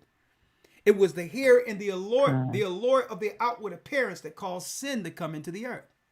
So unless you know this, that you're not just being watched by the men who's seeking whether or not you're wife material. You're also being sought by or looked at by the angels to know whether or not you're virtuous, whether or not you're shamefacedness, or you're one of the regular ones, that you're one of the rest who's being used strictly for lust. You got that? So when it says because of the angels, what happened in Genesis 6:1? The sons of God, who are the angels, saw the daughters of women that they were fair, the daughters of men that they were fair, and laid with them and brought forth Nephilim. So someone's looking at you. So if you're shamefacedness and not dealing with what? Shallowness, pride, and also if you're not dealing with materialism and the outward appearance, as far as all the aesthetics, you have to realize if you have these things on, what type of attention you're drawing. Nothing can come good from that being how you receive attention. So that's what it means. Your hair should be covered because of the angels. Okay. It was women flaunting themselves that led to sin in the earth. Got it? Got it. Okay, thank you. Okay. Let you know I'm getting my labels. They should be on their way to me for the jelly.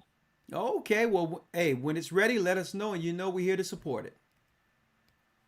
Okay. All right, bless you. And thank you, Tawada, and have a good night. All right, thank you. There go Ani B. I only have a few more. We have Deshaun has a question. We only have 2 more after that, and then we'll wish you all Godspeed. Shalom, Elder. Hey, Deshaun. My question was simply just to link in with the body. I'm here in Durham, North Carolina. I'm a 2-time graduate of the academy. I've also completed the questionnaire, the onboarding questionnaire. I don't think I've had anyone reach out to me yet. I think last time I spoke to you, you were telling me that you were going to have one of the elders reach out to me, but I was just trying to go ahead and get that set forth in motion so I could attend the Passover, hopefully this year. My comment on tonight's broadcast is nothing more than just giving all praise to the Most High, because he's in the breakdown of Babylon. He's allowing Israel to come together stronger than ever before. And as we continue to be a part of this work and uplift his name and bring other brothers and sisters into the fold, more things like what you brought forth tonight will continue to happen. And all praises go to the Most High for the gathering of Israel. And with that, I will rest.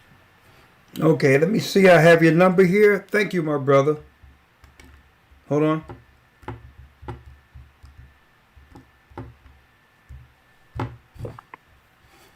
Okay, I just delivered that to Elder Isle in North Carolina. You should be receiving a call soon, okay? Okay. I will follow up by Monday to make sure that someone has reached out to you, all right? Yes, sir. All right, thank you, brother, for all your support also. Shalom, Elder. Y'all have a Shalom. good night. All right. 708, it says no caller. 903, last call for this evening. I think this a sister named Leah. Last call for the evening. Bless you. Shalom. Shalom, Elder. Shalom. Kashiar. I finally learned how to say your name. Thank you. Hey, good job. Some people be butchering my right. name all the time, but thank you. Well, I called you Elder Ra until I could get Ra Kashiar. All right. That's perfect. That's perfect. Thank you. How are you, brother? I'm blessed by the Almighty. How are you? I'm fantastic. Praise be to the Most High God. Okay, I'm going to be short because it seems like no matter how soon I call in, I'm always the last one or next to the last one, but that's okay. I got in. So what I wanted to make a comment about is in October 2020, I was on the national NAACP phone meeting, and Joe Biden was our guest. Okay. And Joe I thought I'd get a chance to ask a question, but I didn't care if I didn't get to ask one as long as they asked the right questions, whoever spoke with him. So a brother asked, what was Joe Biden going to do if he was elected as president? This was October, and the election was in November. And he asked him, what was he going to do? Was he going to do anything as far as reparations for the black people that are supposed to get reparations? And Joe Biden said, I'm going to help the LGBTQ and the Mexicans. That's what he said. Did you record that? I don't know if they did. I wrote that down in my notes to say that I wish that they had recorded it. And I thought that the president, Mr. Johnson, because I know him, I thought he was going to say something. He didn't open his mouth.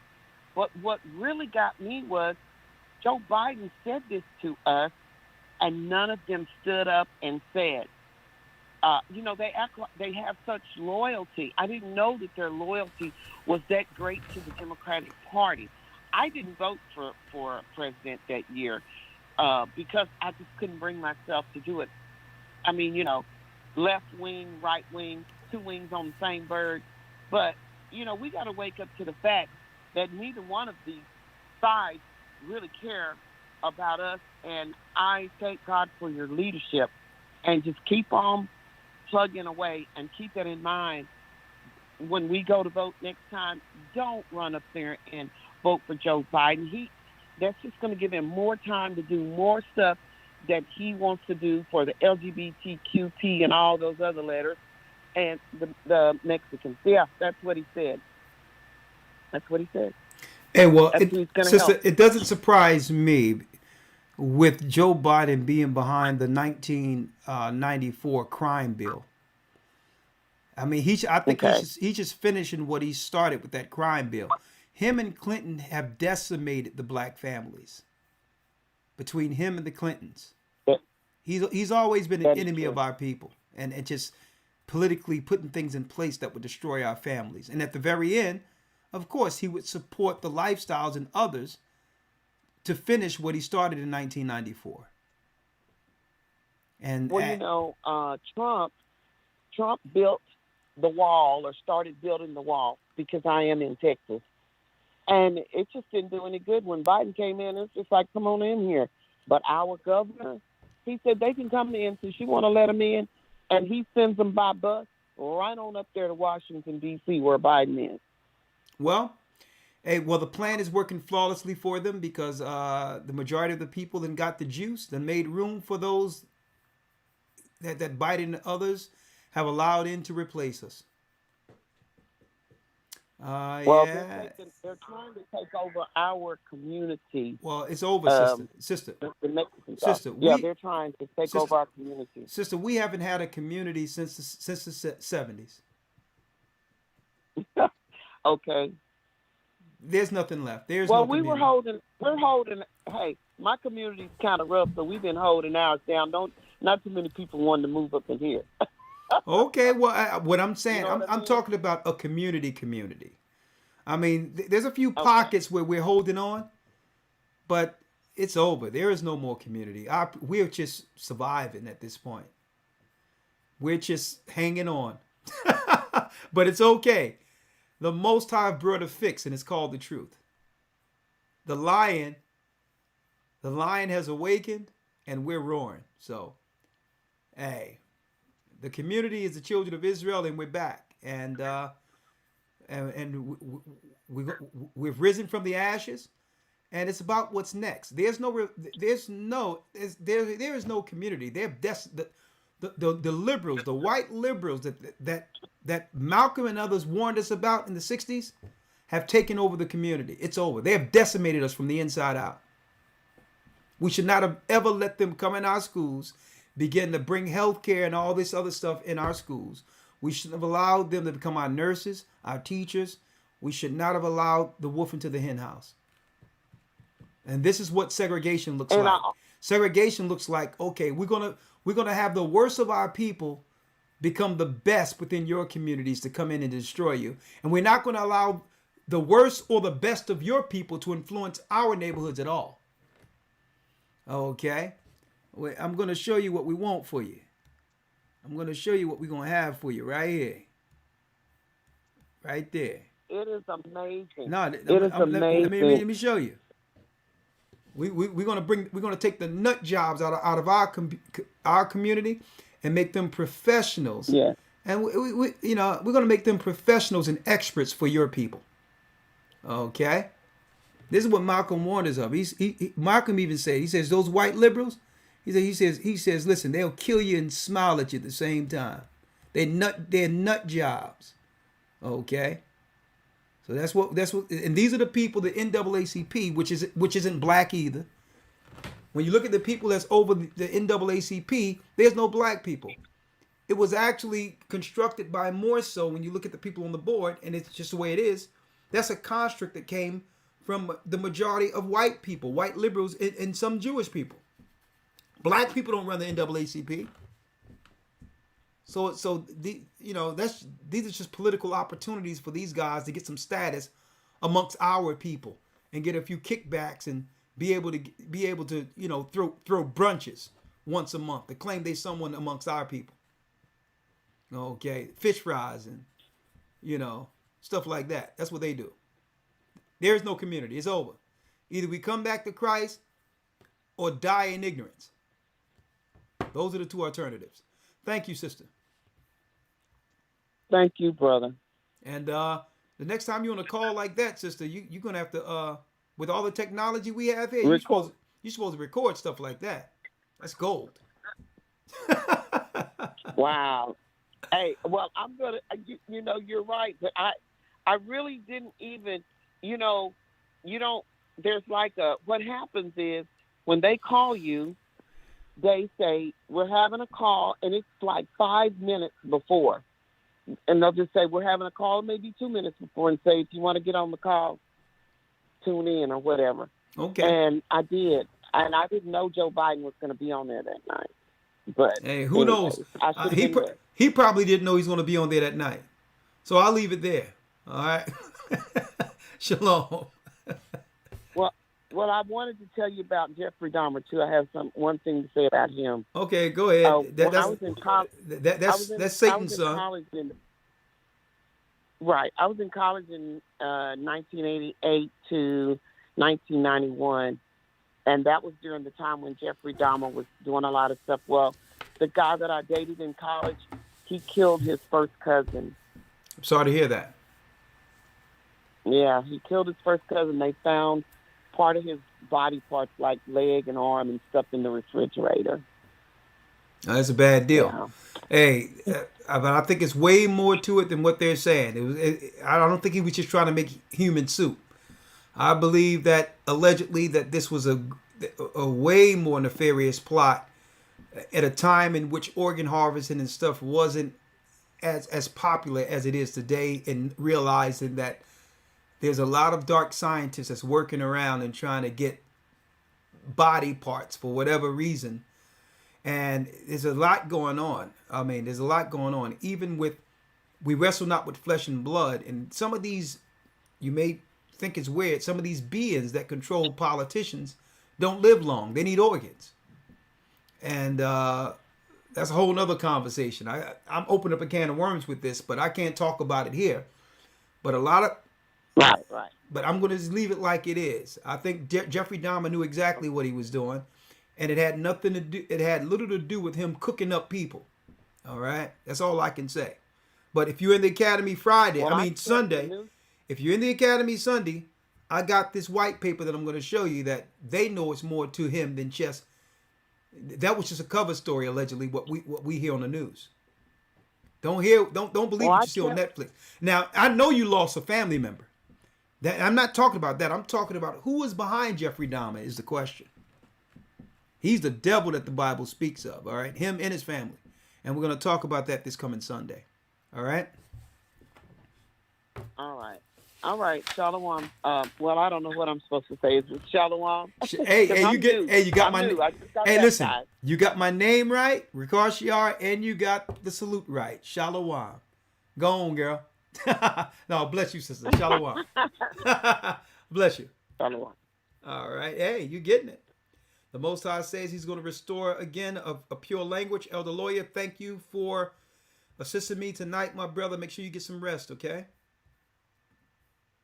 Yes, sir. All right. Well, that concludes our broadcast for today. May the Most High be with you. Stay prayed up. And knowing is half the battle. Keep in mind, Esau is the cunning hunter. And you have to be plugged in. Thank you for using Blog Talk Radio. And one must stay plugged in with the knowledge of the Bible, so you'll realize when you're being hunted. You are Jacob. We're the children of Israel in Christ. And understand that you cannot believe anything Esau says to you, okay? Because usually he'll introduce himself with a smile. With that, I'm going to say shalom. May the Most High be with you. Stay prayed up, sin not. And keep in mind, the Most High is calling back Israel. Good night. See you this Friday on Patreon. I'll see you this Saturday with our Sabbath lesson. And of course, we're going to hit hard. We're going to reveal the truth of Ishmael and that rock within Islam this coming Sunday with a lesson titled The Truth About Modern Day Islam. Shalom. The Most High is calling back Israel. Bless you, Elder Lawyer. Good night. Sir, shalom.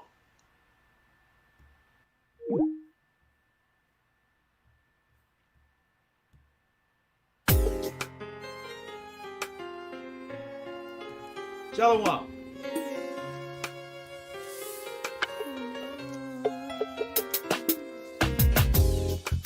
The East is where we're from. The 12 tribes of Israel. In 721 BC, the Assyrian king, he took us down, we fell. With a great escape we went through the Euphrates. The Lord held the water still. To a land where no mankind dwelt, we went. The 12 tribes of Israel. That's who we be. Manasseh, the Cubans, Ephraim from Puerto Rico, and Valley from the Isles of Hawaii. The Lord is calling back Israel. Zebulon from Panama, Gad, the North American Indians, Simeon, the Dominicans, the highest gathering Israel. The Arabs and Africans told us at gunpoint together our wives and children, then sold us. In the belly of these great ships we traveled and fed. By the rivers of Babylon we found our brothers here. Together us in Colombia, Reuben from Australia, Issachar, the Mexicans, Ohio's gathering Israel, Judah, the Negroes, Benjamin, the West Indians, Levi, the Haitians, Ohio's gathering Israel.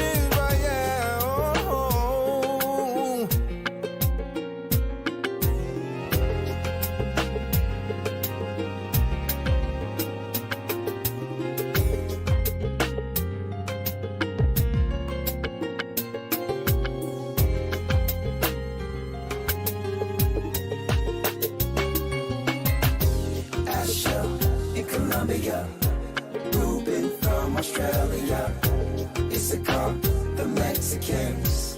That's who we be, Judah, the Negroes, Benjamin, the West Indians, Levi, the Haitians, Manasseh, the Cubans, Ephraim from Puerto Rico, Naphtali from the Isles of Hawaii. The Lord is calling back Israel. Zebulun from Panama, Gad, the North American Indians, Simeon, the Dominicans. Our highest gathering is